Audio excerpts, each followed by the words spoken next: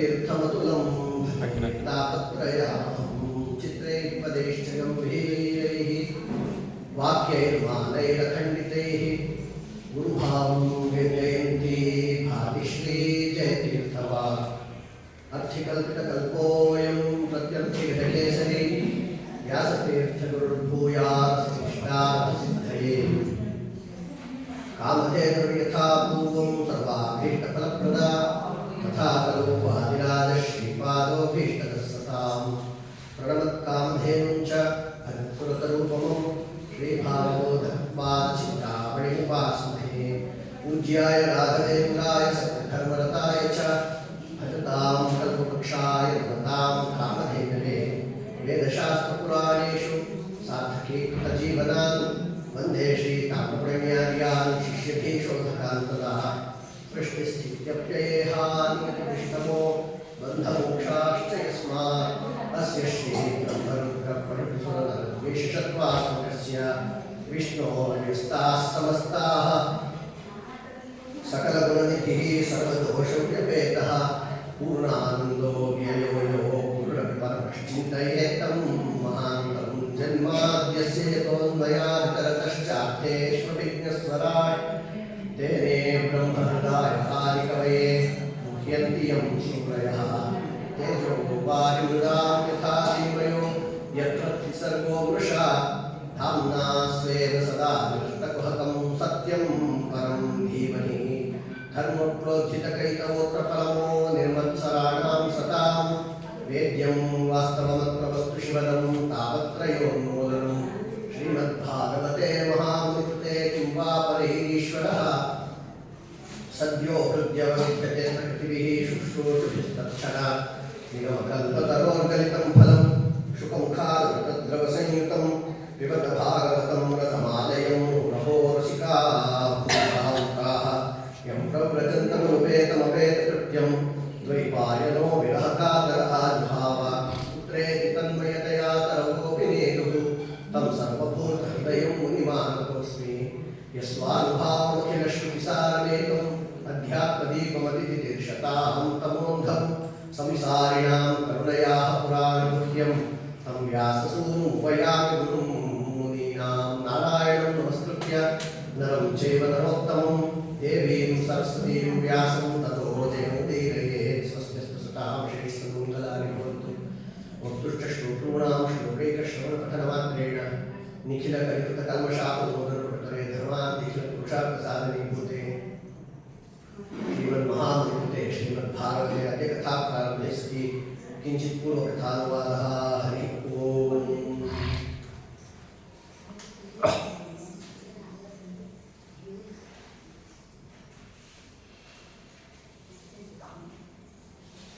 ಪರಮಾತ್ಮನ ಧ್ಯಾನ ಮಾಡಬೇಕು. ಇದನ್ನು ಭಾಗವತ ತಿಳಿಸಿದ್ದು ಪರಂ ಧೀಮಹಿ. ಧೀಮಹಿ ಎಂಬ ಶಬ್ದ ಗಾಯತ್ರಿಯಲ್ಲಿ ಉತ್ತರದಲ್ಲೇ ತಿಳಿಯಿತು. ವಸ್ತುತಸ್ತು ಪೌರುಷೇಯ ಗ್ರಂಥಗಳಲ್ಲಿ ಈ ರೀತಿಯ ಮಾತಾಡಬಾರದು. ಧ್ಯಾಯೇಮ ಅಂತ ಅನ್ನಬೇಕಾಗಿತ್ತು. ವೇದವ್ಯಾಸದೇವರು ಧೀಮಹಿ ಅಂತ ಪ್ರಯೋಗ ಮಾಡಿದರು. ಸಂಸ್ಕೃತದ ಕ್ರಿಯಾಪದಗಳಲ್ಲಿ 10 ಲಕಾರಗಳಿರುತ್ತದೆ, ಕಾಲಸೂಚಕವಾದವು. ಲಟ್, ಲಿಟ್, ಲುಟ್, ಲೃಟ್, ಲೋಟ್, ಲಂಗ್, ಲಿಂಗ್, ಲಿಂಗ್, ಲುಂಗ್, ಲೃಂಗ್ ಅಂತ 10 ಲಕಾರಗಳು. ಅದು ಕಾಲವನ್ನು ತಿಳಿಸುವಂಥದ್ದು. ಇವತ್ತು ಮಾಡ್ತಿದ್ದೀನಿ, ನಾಳೆ ಮಾಡುತ್ತೇನೆ, ಅಥವಾ ಇನ್ನು 10 ವರ್ಷದ ನಂತರ ಮಾಡ್ತೀನಿ, ನಿನ್ನೆ ಆದ ಘಟನೆ, ಅಥವಾ ಒಂದು 10 ವರ್ಷಕ್ಕೆ ಮುಂಚೆ ಆಗಿದ್ದು, ಅಥವಾ 1000 ವರ್ಷಕ್ಕೆ ಮುಂಚೆ ಆಗಿದ್ದು, ಹೀಗೆಲ್ಲ ಬೇರೆ ಬೇರೆ ರೀತಿಯಿಂದ ಪ್ರಯೋಗ ಮಾಡಬೇಕು. ಪ್ರಾಯ ಇಂಗ್ಲೀಷ್ನಲ್ಲೂ ಅದೆಲ್ಲ ವ್ಯವಸ್ಥೆ ಇದೆ ಅಂತ ತೋರುತ್ತೆ. ಆ ಕಾಲ ಸೂಚಕವಾದ ಟೆನ್ಸ್ ಅಂತ ಬೇರೆ ಬೇರೆ ಕಾಲಗಳನ್ನು ಸೂಚನೆ ಮಾಡೋದಕ್ಕೆ ಪ್ರಯೋಗಗಳೇ ಬೇರೆ ಮಾಡಬೇಕಾಗುತ್ತೆ. ಹಾಗೆ ಲಟ್ ವರ್ತಮಾನೆ, ಲೇಟ್ ವೇದೆ, ಭೂತೆ ಲಂಕು ಇಟಸ್ಥತಃ ಅಂತ ಒಂದು ನಿಯಮ.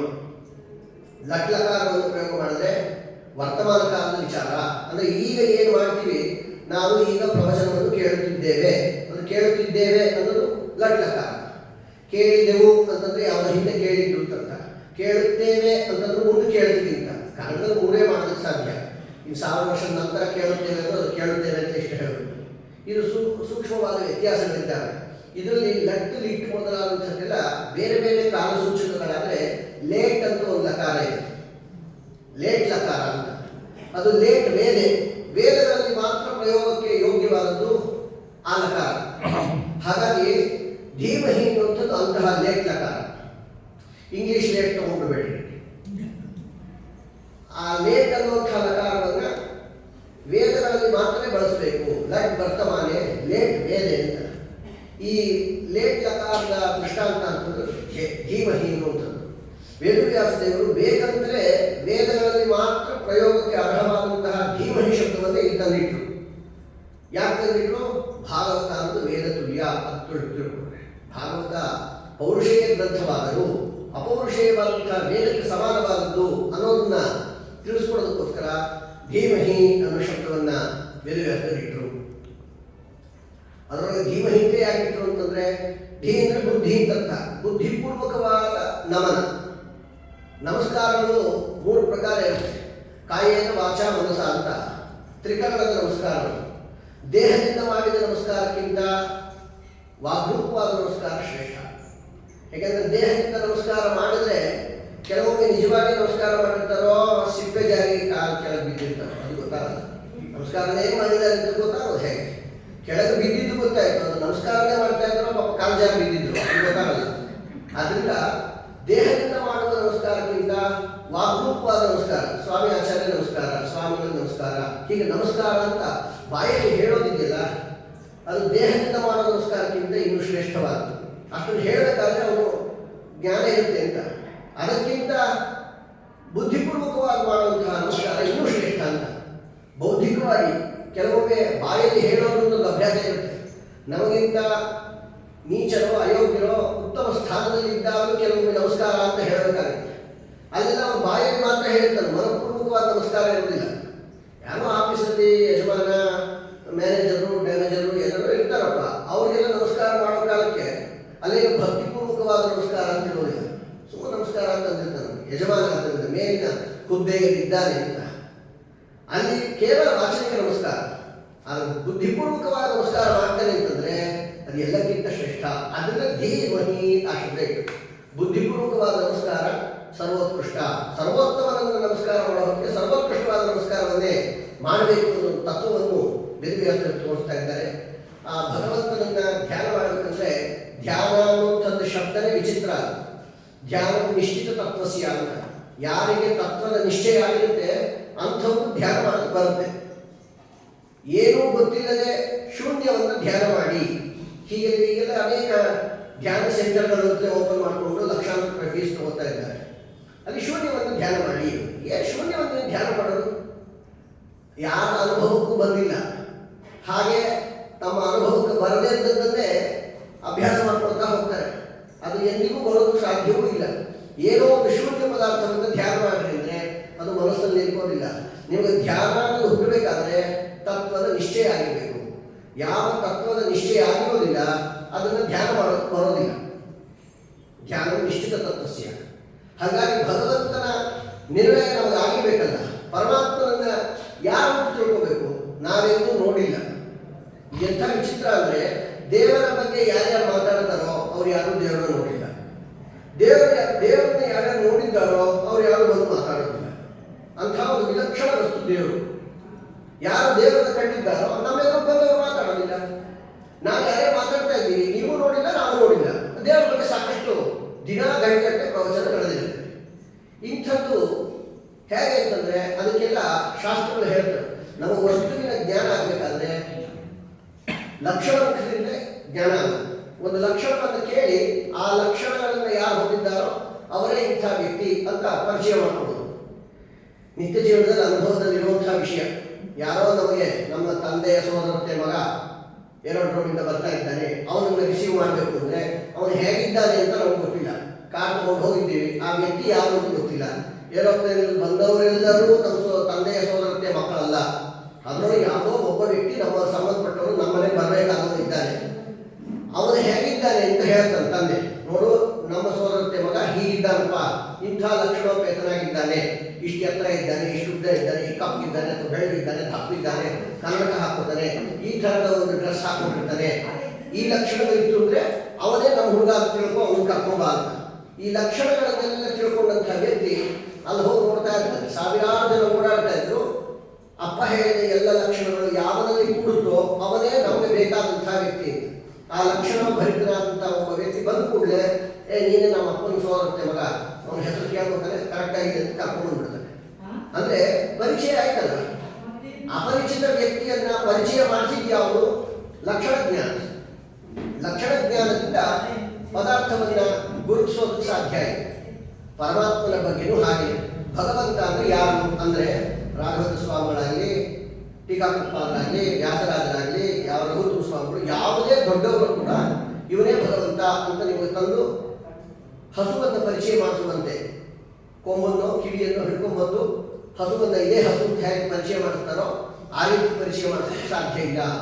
ಭಗವಂತ ಅವನು ಸದಾಗಮೈಕ ವಿಜ್ಞೇಯಂ, ಅವನು ಕೇವಲ ಸದಾಗಮಗಳಿಂದ ಮಾತ್ರ ತಿಳಿಯಲ್ಪಡುವಂಥವನು.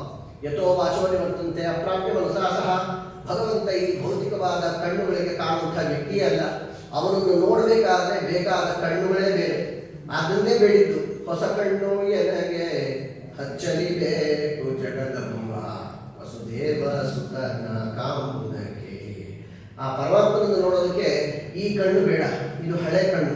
ಟಿವಿಯನ್ನು ನೋಡಿ ನೋಡಿ ಹಾಳಾಗುತ್ತಿರುವ ಈ ಕಣ್ಣು ಅಥವಾ ಮೊಬೈಲನ್ನು ನೋಡಿ ನೋಡಿ ಹಾಳಾದ ಈ ಕಣ್ಣಿಗೆ ದೇವರೆಂದು ಕಾಣೋದಿಲ್ಲ. ಅವನನ್ನು ನೋಡಬೇಕಾದ್ರೆ ಹೊಸ ಕಣ್ಣು ಬೇಕು. ಜ್ಞಾನಚಕ್ಷುಸಿಗೆ ಮಾತ್ರ ಗೋಚರ ಆಗುವಂಥ ಭಗವಂತ. ಹಾಗಾಗಿ ಆ ಭಗವಂತನ ಲಕ್ಷಣ ಏನು ಅಂತಂದ್ರೆ ಅದನ್ನು ತಿಳಿಸೋದಕ್ಕೆ ಹೊರಟಿರುವಂಥದ್ದು ಜನ್ಮ ಅದ್ಯಸ್ಯ ಯಥೋನ್ಮಯ ಎಂಬುವಂಥ ಶ್ಲೋಕ. ಯತಃ ಜನ್ಮಾದಿ ಅಸ್ಯ ಯತಃ. ಅಸ್ಯ ಅಂತಂದ್ರೆ ಈ ಚರಾಚರಾತ್ಮಕವಾದಂತಹ ಪ್ರಪಂಚ ಏನು ನಮ್ಮ ನಿಮ್ಮೆಲ್ಲರ ಅನುಭವಕ್ಕೆ ಗೋಚರವಾದಂತಹ ಜಗತ್ತಿದೆ, ಇದಕ್ಕೆ ಜನ್ಮಾದಿಗಳು. ಜನ್ಮಾದಿಗಳು ಅಂತಂದ್ರೆ ಜನ್ಮವೇ ಮೊದಲಾದದ್ದು, ಸೃಷ್ಟಿ ಮೊದಲಾದದ್ದು ಅಂತಂದ್ರೆ ಆದಿಪದದಿಂದ ತತ್ ಸಜಾತೀಯವಾದದ್ದು ಎಲ್ಲವನ್ನೂ ತಗೋಬೇಕು ಅಂತ ನಿಯಮ. ಸೃಷ್ಟಿ ಸ್ಥಿತಿ ಲಯ ನಿಯಮನ ಜ್ಞಾನ ಅಜ್ಞಾನ ಬಂಧ ಮೋಕ್ಷ ಇವೆಲ್ಲವೂ ಯತಃ ಯಾವನಿಂದ ಉಂಟಾಯಿತು, ಯಾವನಿಂದ ಈ ಜಗತ್ತಿಗೆ ಸೃಷ್ಟಿಯಾದಿಗಳು ಉಂಟಾಯಿತೋ ಅವನನ್ನೇ ಪರಮಾತ್ಮ ಅಂತ ತಿಳ್ಕೊಳ್ರಿ. ಯಾಕಂದ್ರೆ ಪರಮಾತ್ಮ ಹೇಳಿದೆ ಯಥೋ ವಾ ಇಮಾನಿ ಭೂತಾನಿ ಜಾಯಂತೆ ಯೇ ನ ಜಾತಾನಿ ಜೀವಂತಿ ಯತ್ರ ಯಂತ್ಯಪಿ ಸಂವಿಶಂತಿ ಇತಿ ತದ್ವಿಜಿಜ್ಞಾಸಸ್ವ ತದ್ಬ್ರಹ್ಮ. ಅವನೇ ಬ್ರಹ್ಮ.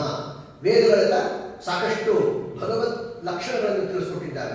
ಇದನ್ನು ಶ್ರುತಿಯ ಪ್ರಮಾಣ ಅಂದರೆ ಸ್ಮೃತಿಗಳನ್ನು ಭಗವಂತ ಹೇಳಿ ಅಹಂ ಸರ್ವಸ್ಯ ಪ್ರಭವ ಮತ್ತ ಸರ್ವಂ ಪ್ರವರ್ತತೆ.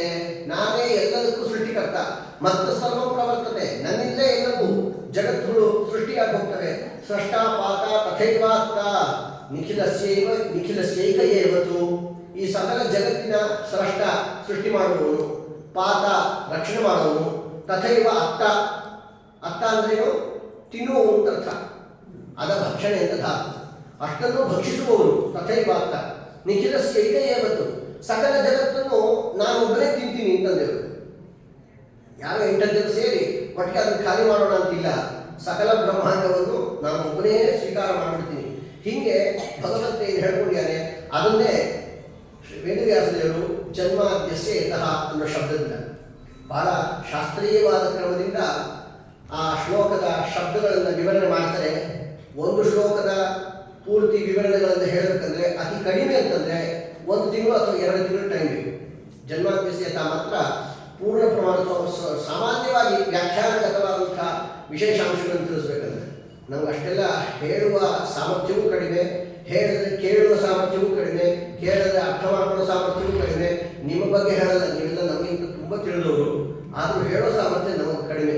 ಆದ್ದರಿಂದ ಅಷ್ಟೆಲ್ಲ ಹೇಳುವ ಸಾಹಸ ಮಾಡೋದಿಲ್ಲ. ಏಕೆಂದರೆ ಅದನ್ನ ಧಾರಣೆ ಮಾಡೋದು ಬಹಳ ಕಷ್ಟ. ಗ್ರಹಣ ಧಾರಣೆ ಹೇಳಬೇಕು. ಒಬ್ಬ ವಿದ್ಯಾರ್ಥಿ ಅಂತಂದರೆ ಗ್ರಹಣ ಧಾರಣ ಪಟ್ಟುಗೂ ವಿದ್ಯಾರ್ಥಿ ಅಂತ.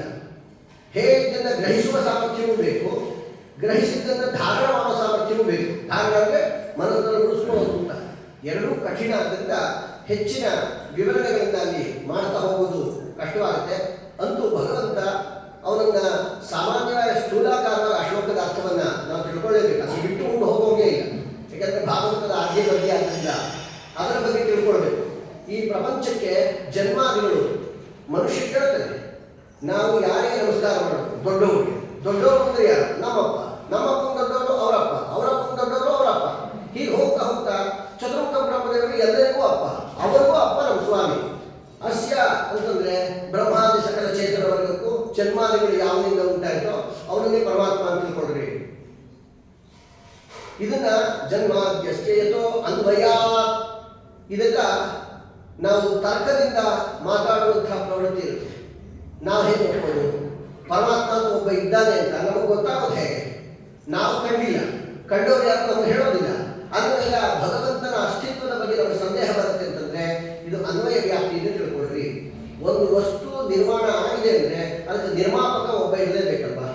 ಒಂದು ತಟ್ಟೆ ತಯಾರಾಗಿದೆ, ಹಿತ್ತಾಳೆ ತಟ್ಟೆ ಅಂತಂದ್ರೆ ಅದು ಉದ್ಭವ ಮೂರ್ತಿ ಅಲ್ಲ, ಹಾಗೆ ಅದು ಪ್ರತ್ಯಕ್ಷ ಆಯಿತು ಅಂತಿಲ್ಲ. ಆ ರೀತಿ ತಟ್ಟೆಯನ್ನು ತಯಾರು ಮಾಡುವ ಕಲಾವಂತ ಒಬ್ಬ ಇದ್ದ, ಅವನು ಮಾಡಿದ್ದಾನೆ. ಆ ಹಿತ್ತಾಳೆಯನ್ನು ಕರಗಿಸಿ ಅದನ್ನೆಲ್ಲ ತಟ್ಟೆ ಆಕಾರದಲ್ಲಿ ಸುರಿದು ಅದನ್ನು ಭವ್ಯ ರೀತಿಯಿಂದ ಪಾಲಿಶ್ ಕೊಟ್ಟು ಒಂದು ತಟ್ಟೆ ಆಕಾರಕ್ಕೆ ತಂದಿದ್ದಾನೆ. ಅದಕ್ಕೆ ಹಿತ್ತಾಳೆ ತಟ್ಟೆ ಅಂತ ನಾವು. ಅದೇ ಹಿತ್ತಾಳೆಯಿಂದ ಅಷ್ಟಮೂಪದ ಬಟ್ಲು ಮಾಡ್ಯಾನೆ, ಎಷ್ಟು ಚಂದ ಮಾಡ್ಯಾನೆ, 4 ಬಟ್ಲು, ಅದಕ್ಕೊಂದು ಮೇಲೊಂದು ಹಿಡಿ. ಇದನ್ನು ತಯಾರಾಗಿದೆ ಅಂದರೆ ಅದು ಹಾಗೆ ಭೂಮಿಯಲ್ಲಿ ಉದ್ಭವ ಆಗಲಿಲ್ಲ. ಆ ರೀತಿಯ ತಯಾರು ಮಾಡುವ ಕಲಾವಂತ ಒಬ್ಬ ಇದ್ದಾನೆ ಅನ್ನೋದು ನಾವು ನೋಡಿಲ್ಲ. ಕಲಾವಂತ ನೀವು ನೋಡಿರಾ? ಇಲ್ಲಿರೋರು ಯಾರು ನೋಡಿಲ್ಲ, ನಾವು ನೋಡಿಲ್ಲ. ಸೊ ಅದು ಹಾಗೆ ಉದ್ಭವ ಆಯಿತು ಅಂತ ಯಾಕೆ ಹೇಳಬಾರ್ದು ಅಂದರೆ ಖಂಡಿತ ಅದು ಸಾಧ್ಯ ಇಲ್ಲ. ಪ್ರಪಂಚದಲ್ಲಿ ಯಾವ ಒಂದು ವಸ್ತು ಹುಟ್ಟುತ್ತೆ ಅದಕ್ಕೆ ಹುಟ್ಟಿಸುವಂತಹ ಒಬ್ಬ ವ್ಯಕ್ತಿ ಇದ್ದಾನೆ ಅಂದರೆ ಅರ್ಥ. ಅದನ್ನೇ ಹೇಳ್ತಾರೆ ಇದು ಅನ್ವಯ, ಇದು ಅನ್ವಯ ವ್ಯಾಪ್ತಿಯಿಂದ. ಒಂದು ವಸ್ತು ಅದು ಕಾರ್ಯ ಅಂತಾಗಿದೆ ಅಂದರೆ ಅದಕ್ಕೆ ಕಾರಣ ಇರಲೇಬೇಕು. ಕಾರಣ ಇಲ್ಲದೆ ಕಾರ್ಯ ಹುಟ್ಟೋದಿಲ್ಲ. ಮೈಸೂರು ಪಾಕ್ ಅನ್ನೋದು ಕಾರ್ಯ, ಅದು ಕಾರ್ಯ ಆಗಿದೆ ಅಂದರೆ ಅದಕ್ಕೆ ಕಾರಣ ಬೇಕಲ್ವಾ? ಕಟ್ಟೆ ಹಿಟ್ಟು, ತುಪ್ಪ, ಸಕ್ಕರೆ ಈ ಕಾರಣಗಳೆಲ್ಲ ಸೇರಿದ್ರೆ ಒಂದು ಕಾರ್ಯ ಅನ್ನೋದು ಹುಟ್ಟೋದಕ್ಕೆ ಸಾಧ್ಯ. ಆದ್ದರಿಂದ ಕಾರಣ ಅದು ಭಗವಂತನೇ ಕಾರಣ. ಆದ್ದರಿಂದ ಅನ್ವಯ.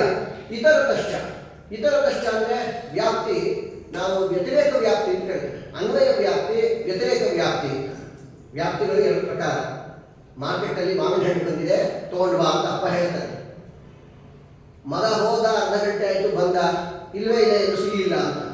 ಇದರಿಂದ ಏನು ಗೊತ್ತಾಗುತ್ತೆ? ಅವ್ನು ಮಾರ್ಕೆಟ್ಗೆ ಹೋಗಿಲ್ಲ ಅಂತ ಅರ್ಥ. ಯಾಕೆಂದ್ರೆ ಇಲ್ಲ, ಪಕ್ಕದ ಮನೆಯವರು ಅದೇ ಮಾರ್ಕೆಟ್ಗೆ ಹೋದ್ರು, ಮಾವಿನ ಹಣ್ಣು ಹಿಡ್ಕೊಂಡು ಬಂದ್ಯಾರೆ. ನಮ್ಮ ಮಗ ಮಾತ್ರ ಹೋದ, ಬಂದ, ಸಿಗಲಿಲ್ಲ ಅಂತಂದ, ಇನ್ನೆಲ್ಲೋ ಹೋಗಿದ್ದಾನೆ ಅಂತ ಅರ್ಥ. ಇದು ವ್ಯತಿರೇಕ ವ್ಯಾಪ್ತಿ. ಮಾವಿನ ಹಣ್ಣು ಮಾರ್ಕೆಟ್ ತುಂಬ ಇದೆ, ಹೋದವರಿಗೆಲ್ಲ ಅಲ್ಲಿ ಸಿಕ್ಕಿದೆ, ತಂದವರೆಲ್ಲ ಪಕ್ಕದಲ್ಲೇ ಇದ್ದಾರೆ. ನೀನು ಮಾರ್ಕೆಟೇ ಸಿಗಲಿಲ್ಲ ಅಥವಾ ಮಾರ್ಕೆಟಲ್ಲಿ ಹಣ್ಣೇ ಸಿಗಲಿಲ್ಲ ಅಂತ ಅಂತಿದ್ದಿದ್ರೆ ನೀನು ಹೋಗಿಲ್ಲ ಅಂತ ಅರ್ಥ. ಹೀಗೆ ಇದು ತರ್ಕ ಇದೆ. ಜೀವನದಲ್ಲಿ ನಿತ್ಯದ ಅನುಭವದಲ್ಲಿ ಬರುವಂತಹ ತರ್ಕಗಳು, ತರ್ಕದಿಂದ ನಿರ್ಣಯ ಮಾಡ್ತಾರೆ. ಇದನ್ನು ಈ ಥರ ಕಷ್ಟ ಹೀಗೆ ತಿಳ್ಕೊಂಡು ಅಂದರೆ ಯತ್ಸತ್ವ ಯತ್ಸತ್ವ, ಯದಭಾವ ಯದಭಾವ ತತ್ತಸ್ಯ ಕಾರಣ. ಯಾವ ವಸ್ತುವಿನ ಇರುವಿಕೆಯಿಂದ ಸಕಲ ಜಗತ್ತು ಉಳಿಯುತ್ತೋ, ಯಾವನೊಬ್ಬ ಇಲ್ಲ ಅಂತ ಮಾಡಿಬಿಟ್ರೆ ಯಾವುದು ಉಳಿಯೋದಕ್ಕೆ ಸಾಧ್ಯವಿಲ್ಲವೋ ಅವನು ಪರಮಾತ್ಮ.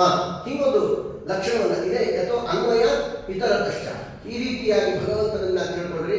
ಅರ್ಥೇಶ್ವಭಿಜ್ಞ, ಪರಮಾತ್ಮ ಎಲ್ಲವನ್ನು ತಿಳಿದೇ ಮಾಡ್ತಾನೆ. ಯಾಕೆಂದರೆ ಅನೇಕ ವಿಧವಾದ ವಿಜ್ಞಾನದ ವಾದಗಳಿದ್ದಾರೆ. ಮೊದಲು ಏನೂ ಇರಲಿಲ್ಲ, ಬರೀ ನೀರಿತ್ತು, ಅಮೀಬಾ ಇತ್ತು, ಒಂದಕ್ಕೊಂದು ಘರ್ಷಣೆ ಆಯಿತು, ಏನೋ ಹುಟ್ಟಿತು, ಅದು ಏನೇನೋ ಹುಟ್ಕೊಂಡು ಇನ್ನೇನೇನೋ ಆಗಿ ಕಡೆಗೆ ಅದು ಎಲ್ಲ ಪ್ರಾಣಿಗಳಾಗಿ ಕೋತಿಯಾಗಿ ಒಂದು ದಿವಸ ಮನುಷ್ಯ ಆದ. ಹೀಗೆಲ್ಲ ವಿಚಿತ್ರವಾದ ಒಂದು ವಾದ ಪ್ರಪಂಚದಲ್ಲಿ ಹೊರಟಿದೆ. ಅದು ಕೂಡ ಭಗವಂತನೇ ಅಂತ ವಾದಗಳನ್ನೆಲ್ಲ ಹುಟ್ಟಿಸುವಂಥವನು. ಅದನ್ನು ಹೇಳ್ತಾರೆ ಪರಮಾತ್ಮ ಹಾಗೆಲ್ಲ ಇಲ್ಲ. ಅವನು ಅರ್ಥೇಶ್ವರಿಜ್ಞ. ಅವನು ಸೃಷ್ಟಿ ಮಾಡೋ ಕಾಲಕ್ಕೆ ಯಾವ್ಯಾವುದನ್ನು ಹೇಗೆ ಮಾಡಬೇಕು ಅಂತ ತಿಳಿದು ಹಾಗೆ ಮಾಡ್ಯಾರ. ಏನೂ ಗೊತ್ತಿಲ್ಲದೆ ಇದ್ದವರು ಮಾಡೋದು ಅಂತಂದರೆ ಅದು ಏನಾಗುತ್ತೆ ಅಂತ ಹೇಳಕ್ಕೆ ಬರಲ್ಲ.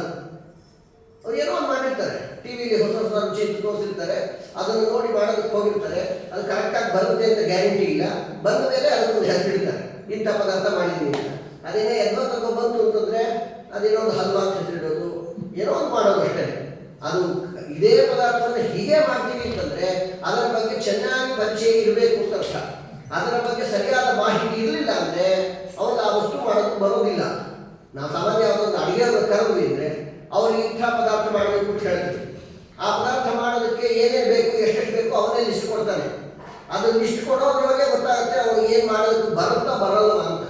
ನಾನು ಮತ್ತೆ ಮೈಸೂರು ಪಾಕ್ ಮಾಡಬೇಕು ಅಂದರೆ ಒಂದು 8 kg ಅಕ್ಕಿ ಹಿಟ್ಟು ತರಿಸ್ತೀನಿ ಅಂದರೆ ಯಾಕೆ ಮೈಸೂರು ಪಾಕ್ಗೂ ಅಕ್ಕಿ ಹಿಟ್ಟು ಸಂಬಂಧ ಇಲ್ಲ, ಇವ್ನು ತಪ್ಪು ಹೇಳ್ತಾರೆ. ಮೈಸೂರು ಅಕ್ಕಿ ಹಿಟ್ಟಲ್ಲಿ ಯಾರು ಮೈಸೂರು ಪಾಕ್ ಮಾಡ್ತಾರೆ, ಇವನು ಸರಿಯಾಗಿ ಬರೋದಿಲ್ಲ. ಇದರಿಂದೇ ಗೊತ್ತಾಗ್ಬಿಡುತ್ತೆ. ಆ ಪದಾರ್ಥದ ಬಗ್ಗೆ ಪರಿಪೂರ್ಣವಾದ ಜ್ಞಾನ ಇದ್ದವನು ಇಷ್ಟಿಷ್ಟೇ ತಂದ್ರಿ, ಹೀಗೆ ತಂದ್ರಿ ಅಂತ ಹೇಳ್ತಾನೆ. ಅದನ್ನೇ ಗೊತ್ತಾಗುತ್ತೆ. ಹಾಗೆ ಭಗವಂತ ಜಗತ್ತನ್ನು ನಿರ್ಮಾಣ ಮಾಡಿದ ಅಂತಂದ್ರೆ ಏನೋ ಮಾಡಕ್ಕೆ ಹೋದ ಕಡೆ ಈ ಆಕಾರ ಬಂತು ಅಂತೆಲ್ಲ ತಿಳ್ಕೊಬೇಡ್ರಿ. ಏನೋ ತಿಳಿದವ್ರು ಮಾಡಿದ್ರೆ ಹಾಗೆಲ್ಲ ಆಗತ್ತೆ. ವಿನಾಯಕಂ ಪ್ರಕುರ್ವಾಣ ರಚಯಾಮಾಸ ಬಾಲನನ್ನು ಅಂತ ಅವನು ಗಣಪತಿ ಮಾಡಬೇಕು ಹೋದ ಕಡೆ ಉನ್ಕೋತಿಯಾಗಿ ಕೂತಿತ್ತು. ಅದು ಸರಿಯಾದ ಕಲಾವಂತರು ಇರಲಿಲ್ಲ ಅಂದ್ರೆ ಏನೋ ಮಾಡಕ್ಕೆ ಹೋಗಿ ಏನೋ ಆಗುತ್ತೆ. ಭಗವಂತ ಹಾಗೆ ಏನೇನೋ ಮಾಡಕ್ಕೆ ಹೋದ ಕಡೆ ಇಂಥ ಬ್ರಹ್ಮಾಂಡ ಆಗೋದು ಅಂತೆಲ್ಲ ಇಲ್ಲ. ಉದ್ದಿಷ್ಟವಾದದ್ದನ್ನ ನಿರ್ದಿಷ್ಟ ರೀತಿಯಿಂದ ಮಾಡಿದ್ದಾನೆ ಅಂತಂದ್ರೆ ಅವನಿಗೆ ಅದರ ಬಗ್ಗೆ ಪರಿಪೂರ್ಣವಾದ ಯಥಾರ್ಥವಾದ ಜ್ಞಾನ ಇದೆ ಅಂತ ಅರ್ಥ. ಅದನ್ನೇ ಹೇಳ್ತಾರೆ ಅರ್ಥೇಶ್ವರಿಜ್ಞ, ಎಲ್ಲವನ್ನ ಚೆನ್ನಾಗಿ ತಲಸ್ಪರ್ಶಿಯಾಗಿ ತಿಳಿದಂತಹ ಭಗವಂತ. ಇಂಥ ಪರಮಾತ್ಮ ಯಾವ್ಯಾವ ಜೀವನದ ಎಲ್ಲೆಲ್ಲಿ ಹೊಂದಿಸಬೇಕು, ಯಾರ್ಯಾವ ಕರ್ಮಗಳು ಏನು, ಆ ಕರ್ಮಕ್ಕನುಗುಣವಾದ ಫಲಗಳನ್ನು ಹೇಗೆ ಕೊಡಬೇಕು ಪೂರ್ತಿ ಬಲ್ಲವನು. ಅವನು ಜರಡಿ ಆಡಿ ಆಡಿ ಆಡಿ ಆಡಿ ಇಂತಿದ್ದಾಗ ಒಂದೊಂದು ಫ್ಯಾಮಿಲಿ ಮಾಡಬೇಕು ಅಂತ. ಈ ಫ್ಯಾಮಿಲಿ ಯಾವುದು ಪರ್ಮನೆಂಟ್ ಅಲ್ಲ, ಈ ಗಂಡ ಪರ್ಮನೆಂಟ್ ಅಲ್ಲ, ಈ ಹೆಂಡತಿ ಪರ್ಮನೆಂಟ್ ಅಲ್ಲ, ಈ ಸಂಬಂಧಗಳು ಯಾವುದು ಪರ್ಮನೆಂಟ್ ಅಲ್ಲ. ನಾವು ಓಡಾಡುವಂಥ ಊರು, ತಿನ್ನುವ ಆಹಾರ ಯಾವುದು ಇದೇ ನಮ್ಮದು ಅಂತೆಲ್ಲ ಹೇಳಬಾರ್ದು. ಅಂತಿರ್ತೀವಿ ಅಷ್ಟೇ, ಇದು ನಮ್ಮ ಊರು, ನಮ್ಮ ಏರಿಯಾ, ನಮ್ಮ ಗಂಡ, ನಮ್ಮ ಮನೆ, ಯಾವುದು ನಮ್ಮದು ಅಂತಿಲ್ಲ. ಕನಕದಾಸ ಹೇಳ್ತಾರೆ ಊರು ತನಗೊಂದಿಲ್ಲ ಹೊತ್ತ ಶರೀರಗಳು ಮಿತಿಯಿಲ್ಲ, ತಾ ಸಂಚಾರಿಸದ ನೆಲವಿಲ್ಲ, ನುಡಿಯದ ಭಾಷೆ ಮತ್ತಿಲ್ಲ, ಬೇರೆ ಹೊಸತೊಂದಿಲ್ಲ, ಉನ್ನದ ಸಾರ ವಸ್ತುಗಳಿಲ್ಲ, ತನು ಸಂಚಾರವೇ ಬಗೆಯಾಯಿತು ರಕ್ಷಿಸು ನಮ್ಮ ನನವರತ, ನಮ್ಮ ನನವರತ. ನಂದು ಒಂದು ಊರು ಅಂತಿಲ್ಲ, ಊರು ತನಗೊಂದಿಲ್ಲ, ನಿನಗೆ ಊರು ಅಂತ ಯಾರು ಹೇಳಿಲ್ಲ. ನಾವು ಅಂದ್ಕೊಂಡಿದ್ದೀವಿ ನಾವು ಬೆಂಗಳೂರು, ನಮ್ಮ ಬೆಂಗಳೂರು, ನಮ್ಮದು ಬೆಂಗಳೂರು. ಬೆಂಗಳೂರಿನವ್ರಿಗೆ ಯಾರಿಗೂ ನಾವು ಗೊತ್ತೇ ಇಲ್ಲ, ನಮ್ದೆಂತ ಬೆಂಗಳೂರಪ್ಪ. ಊರು ತನಗೊಂದಿಲ್ಲ ಹೊತ್ತ ಶರೀರಗಳು ಮಿತಿ ಇಲ್ಲ, ಎಲ್ಲ ಶರೀರಗಳು ಹೊತ್ತಿದ್ದಾರೆ. ಹಂದಿ, ನಾಯಿ, ಕತ್ತೆ, ಕುದುರೆ, ಕೋಳಿ, ಸೊಳ್ಳೆ, ಪಿಳ್ಳೆ ಎಲ್ಲ ಆಯ್ತು. ಈಗ ಮನುಷ್ಯರಾಗಿದ್ದೀವಿ. ಉನ್ನತ ಸಾರ ವಸ್ತುಗಳಿಲ್ಲ, ನಾವು ತಿನ್ನದೇ ಪದಾರ್ಥ ಅಂತಲೇ ಇಲ್ಲ, ಎಲ್ಲ ರೀತಿಯ ತಿನಿಸುಗಳು ಆಯಿತು. ಇಂಥದ್ರಲ್ಲಿ ನಮ್ಮದು ಅಂತ ಯಾವುದೂ ಇಲ್ಲ. ಭಗವಂತ ಯಾರ್ಯಾರು ಎಲ್ಲೆಲ್ಲಿ ಹಾಕಬೇಕು ಅವರು ನೋಡಿ ವ್ಯವಸ್ಥೆ ಮಾಡಿ ಹಾಕಿರ್ತಾನೆ. ಅದಕ್ಕೆ ತಕ್ಕಂತೆ ಎಲ್ಲರೂ ಒಂದೊಂದು ರೀತಿಯ ಕರ್ಮಗಳನ್ನು ಮಾಡಿದವ್ರನ್ನ ಜೋಡಿಸ್ತಾನೆ. ಇದೆಲ್ಲ ತಿಳ್ಕೊಂಡೇ ಭಗವಂತ ಮಾಡ್ತಾನೆ. ಯಾಕೋ ಹೀಗಾಯಿತು ಅಂತ ಮಾತಾಡಬಾರ್ದು. ಎಷ್ಟು ವಿಚಿತ್ರ ಅಂತಂದ್ರೆ, ಒಂದು ಸಂಸಾರ, ಆ ಸಂಸಾರದಲ್ಲಿ 8 ಜನ ಮಕ್ಕಳು, ನಡುನೀರಿನಲ್ಲಿ ಮನೆ ಯಜಮಾನ ಸತ್ತು ಹೋಗ್ತಾನೆ. ದೊಡ್ಡ ಮಗನಿಗೆ 25 ವರ್ಷ, ಚಿಕ್ಕ ಮಗನಿಗೆ 6 ವರ್ಷ. ಹೀಗಿದ್ದಾಗ ಎಲ್ಲರ ಜಾತಕ ತೆಗೆದು ನೋಡಿದ್ರೆ ಎಲ್ಲರಿಗೂ ಅಪ್ಪನಿಗೆ ಯೋಗ ಅನ್ನುವಂಥ ಯೋಗ ಕಾಣುತ್ತದೆ. ಎಲ್ಲರಿಗೂ ಯಾಕಂದ್ರೂ ಅದಿರುತ್ತೆ. ಹೇಗೆ ಬರ್ತದ್ದು? ಎಲ್ಲರಿಗೂ ಅಂಥದೇ ಪಾಪ ಇದೆ. ಈ ಪಾಪದಲ್ಲಿ ತಾರತಮ್ಯ. ಒಂದು ಪ್ರಾಣಿಗೆ 6ನೇ ವರ್ಷಕ್ಕೆ ಅಪ್ಪನ ಯೋಗ ಆಗೋ ಯೋಗ, ಇನ್ನೊಬ್ಬರು ಮಾತ್ರ 25 ವರ್ಷ ಅಪ್ಪನ ಜೊತೆ ಇರುವಂಥ ಯೋಗ. ಇದು ದೇವರ ಜೋಡಿಸ್ತಾರೆ. ಯಾರನ್ನ ಅಣ್ಣ ಮಾಡಬೇಕು, ಯಾರನ್ನ ತಮ್ಮ ಮಾಡಬೇಕು, ಯಾರನ್ನ ಚಿಕ್ಕವ್ರು ಮಾಡಬೇಕು, ದೊಡ್ಡವ್ರು ಮಾಡಬೇಕು. ಅವ್ರಿಗೊಬ್ಬ ಹೆಂಡತಿ, ಆ ಹೆಂಡತಿಗೆ 45ನೇ ವರ್ಷಕ್ಕೆ ಗಂಡನಿಗೆ ಯೋಗ ಆಗಬೇಕು ಅಂತಿತ್ತಂದ್ರೆ ಅವಳನ್ನ ಒಂದು ಹೆಂಡತಿ ಮಾಡೋದು. ಈ ರೀತಿ ಅದ್ಭುತವಾದ ಸಂಸಾರವನ್ನು ರಚನೆ ಮಾಡ್ತಾರಲ್ಲ, ಏನು ತಿಳಿದೆ ಪೆದ್ದ ಪೆದ್ದಾಗಿ ಮಾಡಕ್ಕೆ ಹೋಗಿ ಹಿಂಗಾಯಿತು ಅಂತ ತಿಳಿಬೇಡ್ರಿ. ಅರ್ಥೇಶ್ವಭಿಜ್ಞ. ಭಗವಂತ ಅಕಸ್ಮಾತ್ ಯೋಚನೆ ಮಾಡಿ ನಮ್ಮನ್ನು ಉದ್ಧಾರ ಮಾಡಬೇಕು ಅಂತ ಹೊರಟ್ರೆ ಅವನು ಇನ್ಯಾರಾದ್ರೂ ತಡೆ ಹೊರಟಿದ್ರೆ ಏನು ಮಾಡೋದು ಅಂತ ಯೋಚನೆ ಮಾಡಬೇಡ್ರಿ. ಅವನು ಸ್ವರಾಟ್, ಅವನು ಸ್ವತಂತ್ರ. ಅವನನ್ನು ಅಡ್ಡಪಡಿಸೋರು ಯಾರೂ ಇಲ್ಲ, ಅವನಿಗೆ ಅಡ್ಡಗಾಲ ಹಾಕೋರು ಯಾರೂ ಇಲ್ಲ. ಅರ್ಥೇಶ್ವಭಿಜ್ಞ ಸ್ವರಾಟ್ ತೇನೇ ಬ್ರಹ್ಮ ಹೃದಯ ಆದಿ ಕವಯೇ. ಭಗವಂತ ಬ್ರಹ್ಮಾಂಡವನ್ನು ನಿರ್ಮಾಣ ಮಾಡಿ ತಾನು ಅನೇಕ ರೂಪಗಳನ್ನು ಧರಿಸಿ ತನ್ನ ಬಗ್ಗೆ ತಾನೇ ಪರಿಚಯ ಮಾಡಿಸ್ಕೊಟ್ಟ. ಮಕ್ಕಳು ಬ್ರಹ್ಮಾದಿ ದೇವತೆಗಳಿಗೆ ಬ್ರಹ್ಮ ತೇನೆ, ತೇನೇ ಬ್ರಹ್ಮ, ತೇನೆ ಅಂದರೆ ವಿಸ್ತಾರಪಡಿಸಿದನು. ಯಾವುದನ್ನ? ಬ್ರಹ್ಮ. ಬ್ರಹ್ಮ ಅಂದರೆ ಬೃಹತ್ತಾದದ್ದು, ವೇದಗಳು ಅಂತ ಅರ್ಥ. ಬಹಳ ದೊಡ್ಡದಾದಂತಹ ವೇದರಾಶಿಯನ್ನ ಆದಿಕವಿ ಅಂತ ಅನ್ನಿಸ್ಕೊಂಡಂತಹ ಚತುರ್ಮುಖ ಬ್ರಹ್ಮದೇವರಿಗೆ ಉಪದೇಶ ಮಾಡಿದ. ಅಂದರೆ ತನ್ನ ಪರಿಚಯವನ್ನು ಮಾಡಿಸ್ಕೊಂಡ. ವೇದೇಶ್ಚ ಸರ್ವೈ ಅಹದೇವ ವೇದ್ಯ, ತಾನೇ ಸಕಲ ವೇದಗಳಿಂದ ಪ್ರತಿಪಾದ್ಯ. ವೇದಗಳನ್ನು ಉಪದೇಶ ಮಾಡಿದ ಅಂದರೆ ತನ್ನ ಬಗ್ಗೆ ತಾನೇ ಪರಿಚಯ ಮಾಡಿಕೊಂಡ ಮಗನಿಗೆ. ನನ್ನನ್ನು ಉಪಾಸನ ಮಾಡು, ಹೀಗೆ ತಿಳ್ಕೊ ಅಂತ. ಇಷ್ಟೆಲ್ಲ ಹೇಳಿಕೊಟ್ರು ಕೂಡ ಮುಹ್ಯಂತಿಯಂ ಸೂರ್ಯ, ದೊಡ್ಡ ದೊಡ್ಡ ಜ್ಞಾನಿಗಳಿಗೂ ಕೂಡ ಭಗವಂತನ ವಿಷಯದಲ್ಲಿ ಮುಹ್ಯಂತಿ, ಮೋಹ, ಅಜ್ಞಾನ. ಪರಮಾತ್ಮ ಅವನ ಅಜ್ಞಾನದ ವಿಷಯ. ಎಲ್ಲರಿಗೂ ಭಗವತ್ ವಿಷಯದಲ್ಲಿ ಅಜ್ಞಾನ ಅನ್ನೋದು ಇದ್ದೇ ಇದೆ. ಲಕ್ಷ್ಮೀದೇವಿಗೂ ಸಹಿತ ಕೆಲವು ಶಬ್ದಗಳು ಬಹಳ ಆಶ್ಚರ್ಯ ಆಗ್ತದೆ. ಲಕ್ಷ್ಮೀಗೆ ಅಜ್ಞಾನ ಹೇಳ್ತಾರಲ್ಲ, ಏನಪ್ಪ ಅಂತ. ಅಜ್ಞಾನ ದೋಷ ಅಲ್ಲ, ಸಂಶಯ ದೋಷ, ವಿಪರೀತ ಜ್ಞಾನ ದೋಷ. ರಮಾದೇವಿಗೂ ಅಜ್ಞಾನ ಇದೆ. ಅಜ್ಞಾನ ಅಂದರೆ ಏನು? ಅಜ್ಞಾನದಲ್ಲಿ 2 ಪ್ರಕಾರ ಇದೆ. ಒಂದು ಭಾವರೂಪ ಅಜ್ಞಾನ, ಇದೊಂದು ಅಭಾವ ರೂಪವಾದ ಅಜ್ಞಾನ. ಈ ಶಬ್ದಗಳೆಲ್ಲ ಪಾರಿಭಾಷಿಕ ಶಬ್ದಗಳು. ಇದನ್ನು ಆಡಿದ ಕೂಡಲೇ ನಮ್ಮ ಮನಸ್ಸು ದೂರ ಬಂದ್ಬಿಡುತ್ತೆ. ನಮಗೆ ಯಾಕೋ ಅರ್ಥ ಆಗಲ್ಲ ಅಂತ. ಭಾವರೂಪ ಅಜ್ಞಾನ ಅಂದರೆ ಏನು ಗೊತ್ತಾ? ಜ್ಞಾನ ಬರೋದಕ್ಕೆ ಪ್ರತಿಬಂಧಕವಾದ ಸಾಮಗ್ರಿ ಅಡ್ಡ ಇದ್ದರೆ ಅದನ್ನ ಅಜ್ಞಾನ ಅಂತ ಹೇಳ್ತಾರೆ. ಈಗ ಎಷ್ಟೋ ಜನ ಮಾತಾಡ್ತಾರೆ, ಈ ಗೋಡೆ ಅಜ್ಞಾನಿ ಅಂತಾರ. ಗೋಡೆಯನ್ನು ಅಜ್ಞಾನಿ ಅಂತ ಕರೆಯಲ್ಲ. ಕಂಬ ಅಜ್ಞಾನಿ, ಫ್ಯಾನ್ ಅಜ್ಞಾನಿ, ಫೋನ್ ಅಜ್ಞಾನಿ ಅಂತ ಅನ್ನಲ್ಲ. ನಮ್ಮ ಹುಡುಗ ಅಜ್ಞಾನಿ ಅಂತ ಅನ್ನೋ ಮಾತು ಬರುತ್ತೆ. ಯಾಕೆ? ನಿಮ್ಮ ಹುಡುಗನು ಗೋಡೆ ಕಂಬ ಬೀರು ಇದ್ದಂಗೆ ಬಿಡ್ರಿ, ಅವ್ನು ಯಾಕೆ ಅಜ್ಞಾನಿ ಅಂತೀವಿ ಅಂತಾರ? ಗೋಡೆ ಕಂಬ ಅಜ್ಞಾನಿಯಿಂದ ವ್ಯವಹಾರ ಇಲ್ಲ. ನಮ್ಮ ಮಗ ಅಜ್ಞಾನಿ ಅಂತ ಮಾತಾಡ್ತೀವಿ. ಕಾರಣ ಏನು? ನಮ್ಮ ಹುಡುಗನಿಗೆ ಓದಿದ್ರೆ ಜ್ಞಾನ ಬರೋ ಸಾಧ್ಯತೆ ಇತ್ತು, ಓದಲಿಲ್ಲ, ಫೇಲ್ ಆದ, ಆದ್ದರಿಂದ ಅವನ ಅಜ್ಞಾನಿ. ಈ ಗೋಡೆ ಕಂಬ ಕಿಟಕಿಗಳಿಗೆಲ್ಲ ಓದೋ ಯೋಗ್ಯತೆಯೇ ಇಲ್ಲ. ಅದು ಎಷ್ಟೋ ಈ ಮೈಕ್ ಮುಂದೆ 1000 ಪ್ರವಚನಗಳು ನಡೆದು ಹೋಗಿದೆ. ಇಲ್ಲಿ ಕೂತಿರೋರೆಲ್ಲರೂ ಮಹಾ ವಿದ್ವಾಂಸರಾಗಿದ್ದಾರೆ. ಆದರೆ ಮೈಕಿಗೆ ಏನಾದ್ರು ಗೊತ್ತಾಗುತ್ತಾ? ಹೇ ಮೈಕೆ, ಇಷ್ಟು ವರ್ಷ ನಿನ್ನ ಮುಂದೆ ಎಲ್ಲ ಆಚಾರಗಳು ಹೊಡ್ಕೊಂಡಿದ್ದಾರಲ್ಲ, ಒಂದೆರಡು ದಿವಸ ಪ್ರವಚನ ನಿರ್ವಾಹ ನೀನೇ ಮಾಡು ಅಂತಂದ್ರೆ ಮೈಕ್ ಏನಾದರೂ ಮಾಡುತ್ತಾ? ಅದಕ್ಕೆ ಜ್ಞಾನ ಪಡೆಯುವ ಯೋಗ್ಯತೆಯೇ ಇಲ್ಲ. ಆದ್ದರಿಂದ ಅದನ್ನ ಅಜ್ಞಾನಿ ಅಂತ ಕರೆಯೋದಿಲ್ಲ. ಜ್ಞಾನ ಬರುವ ಸಾಧ್ಯತೆ ಇದ್ದು ಯಾರೇ ಅದು ಬರಲಿಲ್ಲ ಅವ್ರನ್ನ ಅಜ್ಞಾನಿ ಅಂತ ಕರಿತೀವಿ. ಗೋಡೆ ಕಂಬ ನೆಲ ಫೋನ್ಗಳಿಗೆ ಜ್ಞಾನ ಬರುವ ಸಾಧ್ಯತೆ ಇಲ್ಲ, ಆದ್ದರಿಂದ ಅದನ್ನ ಅಜ್ಞಾನಿ ಅಂತ ಕರೆಯೋದಿಲ್ಲ. ಅಂದ ಮೇಲೆ ನಮ್ಮ ಮಗನಿಗೆ ಜ್ಞಾನ ಬರೋದಕ್ಕೆ ಪ್ರತಿಬಂಧಕವಾದ ಒಂದು ದೋಷ ಅಡ್ಡ ಕೂತಿತ್ತು. ಅದನ್ನೇ ಭಾವರೂಪ ಅಜ್ಞಾನ ಅಂತ ಕರೆಯೋದು. ಭಾವರೂಪ ಅಂದ್ರೆ ಭಾವ ಅಂದ್ರೆ ಅಕ್ಕಂಗಂಡ ಭಾವ ಅಲ್ಲ. ಭಾವ ಅಂತ ಇರುವುದು ಅಂತ ಅರ್ಥ. ಒಂದು ಅಜ್ಞಾನದ ಪರದೆ ಅಡ್ಡ ಇದೆ, ಜ್ಞಾನ ಪ್ರವೇಶ ಮಾಡದೇ ಇದ್ದಂತೆ. ಈ ಅಜ್ಞಾನ ಗೊತ್ತಂದ್ರೆ ಭಾವರೂಪ ಅಜ್ಞಾನ ಅಂತ ಕರೀತಾರೆ. ಈ ಭಾವರೂಪ ಅಜ್ಞಾನ ರಮಾದೇವಿಗೂ ಇಲ್ಲ, ಬ್ರಹ್ಮದೇವರಿಗೂ ಇಲ್ಲ, ವಾಯುದೇವರಿಗೂ ಇಲ್ಲ, ಋಜುಗಳು ಯಾರಿಗೂ ಇಲ್ಲ. ಭಾವರೂಪ ಅಜ್ಞಾನ ಆರಂಭ ಆಗದೆ ಗರುಡಶೇಷ ರುದ್ರರಿಂದ ಉಳಿದೆಲ್ಲ ನಮ್ಮ ತನಕ ಎಲ್ಲ ತೃಣಪರ್ಯಂತ ಇರುವ ಜೀವರಿಗೆ ಇದು ಭಾವರೂಪ ಅಜ್ಞಾನ.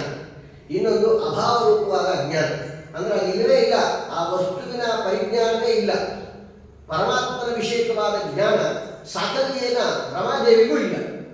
ಲೋಕದಲ್ಲಿ ಎಲ್ಲ ಹೆಂಡತಿಯರಂತೆ ರಮಾದೇವಿ ಅಲ್ಲ. ಲೋಕದ ಹೆಂಡತಿಯರಿಗೆ ಏನಾಗುತ್ತೆ, ಅವ್ರ ಗಂಡನ ಬಗ್ಗೆ ಗೊತ್ತಿರುತ್ತೆ.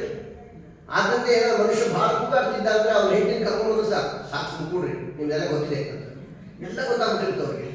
ಆದ್ದರಿಂದ ತೆಪ್ಪಗಾಗ್ತಾನೆ ಗಂಡ. ರಮಾದೇವಿ ಹಾಗಾಗಲಿಕ್ಕೆ ಸಾಧ್ಯ ಇಲ್ಲ. ಯಾಕೆಂದ್ರೆ ಅವ್ರ ಗಂಡ ಗೊತ್ತೇ ಇಲ್ವಲ್ಲ. ಭಗವಂತನ ಬಗ್ಗೆ ನಮ್ಮಮ್ಮ ರಮಾದೇವಿ ಇನ್ನೂ ಅರಿಯಳು ಮಹಿಮೆ ಕುನ್ನಿ ಮಾನವ ನಾನೇನು ಬಲ್ಲೆನು ಅಂತಾರೆ.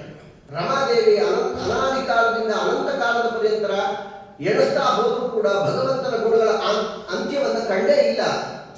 ನರಮಾಪಿ ಪದಾಂಗುಲಿ ರಸನ್ನಕಥೂ ರಾಜದನಂತ ಸದ್ಗುಣಾನ್ ಗಣಯೇ ಗಣಯಂತ್ಯ ನಾರದಂ ಪರಮಾನ್ ಕೋಶ್ಯ ಪರೋ ಗುಣಾನ್ಮದೆ. ಭಗವಂತನ ಗುಣಗಳ ತುದಿಯನ್ನ ಯಾರು ತಾನೇ ಬಲ್ಲವರು? ರಮಾದೇವಿಗೂ ಗೊತ್ತಿಲ್ಲ. ಇದು ಈ ರೀತಿಯ ಅಜ್ಞಾನ ರಮಾದೇವಿಗೂ ಇದೆ. ಅದು ದೋಷ ಅಲ್ಲ, ಅದು ಭೂಷಣತೆ. ಪರಮಾತ್ಮನ ಪರಿಪೂರ್ಣ ಜ್ಞಾನ ಅನ್ನೋದು ರಮಾದೇವಿಗೂ ಇಲ್ಲ. ಹೀಗಾಗಿ ಭಗವಂತನ ಬಗ್ಗೆ ಮುಖ್ಯಂತಿ ಯಂ ಸೂರಯ, ಯಾವಾತನನ್ನ ಕುರಿತು ದೊಡ್ಡ ದೊಡ್ಡ ದೇವತೆಗಳು ಕೂಡ ಮೋಹಕ್ಕೆ ವಶರಾಗಿದ್ದಾರೋ. ಇಂಥ ಭಗವಂತ ತೇಜೋ ವಾರಿ ಮೃದಾಂ ಯಥಾ ವಿನಿಮಯೋ ಯತ್ರ ತ್ರಿಸರ್ಗೋ ಮೃಷ. ಭಗವಂತ ತ್ರಿಸರ್ಗ, ಸರ್ಗ ಅಂತ ಸೃಷ್ಟಿ ಅಂತ ಅರ್ಥ. ತ್ರಿಸರ್ಗ ಪ್ರಪಂಚದಲ್ಲಿರೋದು 3 ಪದಾರ್ಥಗಳು. ನೋಡಿ, ಶಾಸ್ತ್ರಕಾರರು ಎಷ್ಟು ಅದ್ಭುತವಾಗಿ ಸಂಗ್ರಹ ಮಾಡಿಕೊಡ್ತಾರೆ ಅಂದರೆ, ಇಡೀ ಬ್ರಹ್ಮಾಂಡದಲ್ಲಿರುವಂಥದ್ದು 3 ವಸ್ತುಗಳು. ಒಂದು ಭಗವಂತನ ಅನಂತ ರೂಪಗಳು, ಅದು ಒಂದು ವಸ್ತು. ಇನ್ನೊಂದು ಜೀವರು, 2ನೇ ವಸ್ತು. ಎಲ್ಲರೂ ಬಂದ್ಬಿಟ್ಟು. ಇನ್ನು 3ನೇದು ಜಡ. ಇದು ಬಿಟ್ಟು 4ನೇದು ಯಾವುದಾದ್ರೂ ಇದ್ದರೆ ತೋರಿಸಿ. ಯಾವುದೂ ಇಲ್ಲ. ಇರೋದೇ 3. ಒಂದು ಜಡ, ಇನ್ನೊಂದು ಚೇತನ, ಇನ್ನೊಂದು ಪರಮಚೇತನ. ಈ 3 ಪದಾರ್ಥ ಇದೆ. ಇದನ್ನೇ ತ್ರಿಸರ್ಗ ಅಂತ. ಭಗವಂತನೇ 3 ರೀತಿಯ ಸೃಷ್ಟಿಯನ್ನು ಮಾಡಿದ. ಅಂದರೆ ತನ್ನಿಂದಲೇ ತಾನು ಅನಂತ ರೂಪಗಳನ್ನು ಧಾರಣ ಮಾಡಿದ. ಇದನ್ನು ಶುದ್ಧ ಸೃಷ್ಟಿ ಎಂದು ಕರೀತಾರೆ. ಭಗವಂತನ ಒಂದು ರೂಪದಿಂದ ಅನಂತ ರೂಪಗಳು ಹೊರಹೊಮ್ಮಿದ್ದು ಅದು ದೀಪಾಂತರೋತ್ಪತ್ತಿ. ನನ್ನ ದೃಷ್ಟಾಂತ ಕೊಡ್ತಾರೆ. ಒಂದು ದೀಪದಿಂದ ಇನ್ನೊಂದು ದೀಪ ಹುಟ್ಟಿದಂತೆ. ದೀಪೋತ್ಸವ ಅಂತ ಮಾಡಿದಾಗ 6ನೇ ಲಕ್ಷ ದೀಪೋತ್ಸವ ಅಂತ ಲಕ್ಷ ದೀಪ ಒಟ್ಟಿಗೆ ಹಚ್ಚಿಟ್ಟಿರೋದಿಲ್ಲ. ಮೊದಲು ಒಂದು ದೀಪ ಹೊತ್ತಿಟ್ಟಿರ್ತಾರೆ. ಆ ಒಂದು ದೀಪದಿಂದ ಲಕ್ಷ ದೀಪಗಳನ್ನು ಬೆಳಗಿಸ್ತಾರೆ. ಆ ರೀತಿ ಭಗವಂತನ, ಅದಕ್ಕೆ ತೇಜೋ ವಾರಿ ಮೃದಾಂ ಯಥಾ ವಿನಿಮಯೋ 3 ದೃಷ್ಟಾಂತ ಕೊಟ್ಟರು. ಭಗವಂತ ಮಾಡಿದ 3 ಪದಾರ್ಥ ಇದೆಯಲ್ಲ, ಭಗವಂತನ ರೂಪಗಳನ್ನು ಹೇಳೋದಕ್ಕೆ ತೇಜಸ್ಸು. ಒಂದು ದೀಪದಿಂದ ಇನ್ನೊಂದು ದೀಪ ಬಂದಂತೆ ಭಗವಂತನ ಮೂಲ ರೂಪದಿಂದ ಅನಂತ ಅವತಾರ ರೂಪಗಳು ಹೊರಹೊಮ್ಮಿದವು. ಇದು ತೇಜಸ್ಸಿದ್ದಂತೆ. ಜೀವನದ ಸೃಷ್ಟಿ ಮಾಡಿದ್ನಲ್ಲ, ಅದಕ್ಕೆ ವಾರಿ ಇಟ್ಟಿಟ್ಟು. ವಾರಿ ಅಂದ್ರೇನು? ನೀರು. ನೀರಿನಲ್ಲಿ ಪ್ರತಿಬಿಂಬ ಕಾಣುತ್ತೆ. ಎಷ್ಟೋ ಸಲ ಮಕ್ಕಳುಗಳು ಗಲಾಟೆ ಮಾಡ್ತವೆ, ಅಮ್ಮ ನನಗೆ ಸೂರ್ಯನ ತೋರಿಸು ಅಂತ. ಮಧ್ಯಾಹ್ನ 12 ಗಂಟೆ ಸೂರ್ಯ ಬಂದಿರ್ತಾನೆ, ಆಕಾಶ ಕಡೆ ನೋಡು ಅಂತ ಯಾವ ತಾಯಿಯೂ ಹೇಳೋದಿಲ್ಲ. ಹಾಗೆ ಸೂರ್ಯನನ್ನು ನೋಡೋದಕ್ಕೆ ಕಣ್ಣಿಗೆ ಸಾಮರ್ಥ್ಯ ಇಲ್ಲ, ನೋಡಿದ್ರು ಕಣ್ಣಿಗೆ ತಾಪವೇ ಜಾಸ್ತಿ ಆಗುತ್ತೆ. ಬುದ್ಧಿವಂತಲಾದ ತಾಯಿ ಏನು ಮಾಡ್ತಾಳೆ? ಸೂರ್ಯನ ತೋರಿಸ್ಬೇಕಾ, ತೋರಿಸ್ತೀನಿ ಅಂತ ಹೇಳಿ ಸಾಯಂಕಾಲ ಮಧ್ಯಾಹ್ನ ಹೊತ್ತಲ್ಲಿ ಒಂದು 10 ತಟ್ಟೆಗಳನ್ನು ಇಟ್ಟು 10 ತಟ್ಟೆಯನ್ನು ನೀರನ್ನು ತುಂಬಿಸದೆ ಸೂರ್ಯನ ಪ್ರತಿಬಿಂಬ 10 ತಟ್ಟೆಗಳಲ್ಲಿ ಬೀಳ್ತದೆ. ಮಗು ಹೇಳ್ತಾರೆ, ನೋಡಿ ಸೂರ್ಯ ಕಾಣ್ತಾ ನೋಡಿ, ಇದೇ ಸೂರ್ಯ ಅಂತ. ಆನಂದ ಆಗೋದು ಪಾಪ, ನಾನು ನೋಡೋಕ್ಕಾಗಲಿ, ಇಲ್ಲಿ ಕಣ್ಣಿದ್ರೆ ನಂಗೆ ಸೂರ್ಯ ಸಿಕ್ತ, ಸೂರ್ಯ ಕಂಡ ಅಂತ ಮಕ್ಕಳು ಆನಂದ ಪಡ್ತಾರೆ.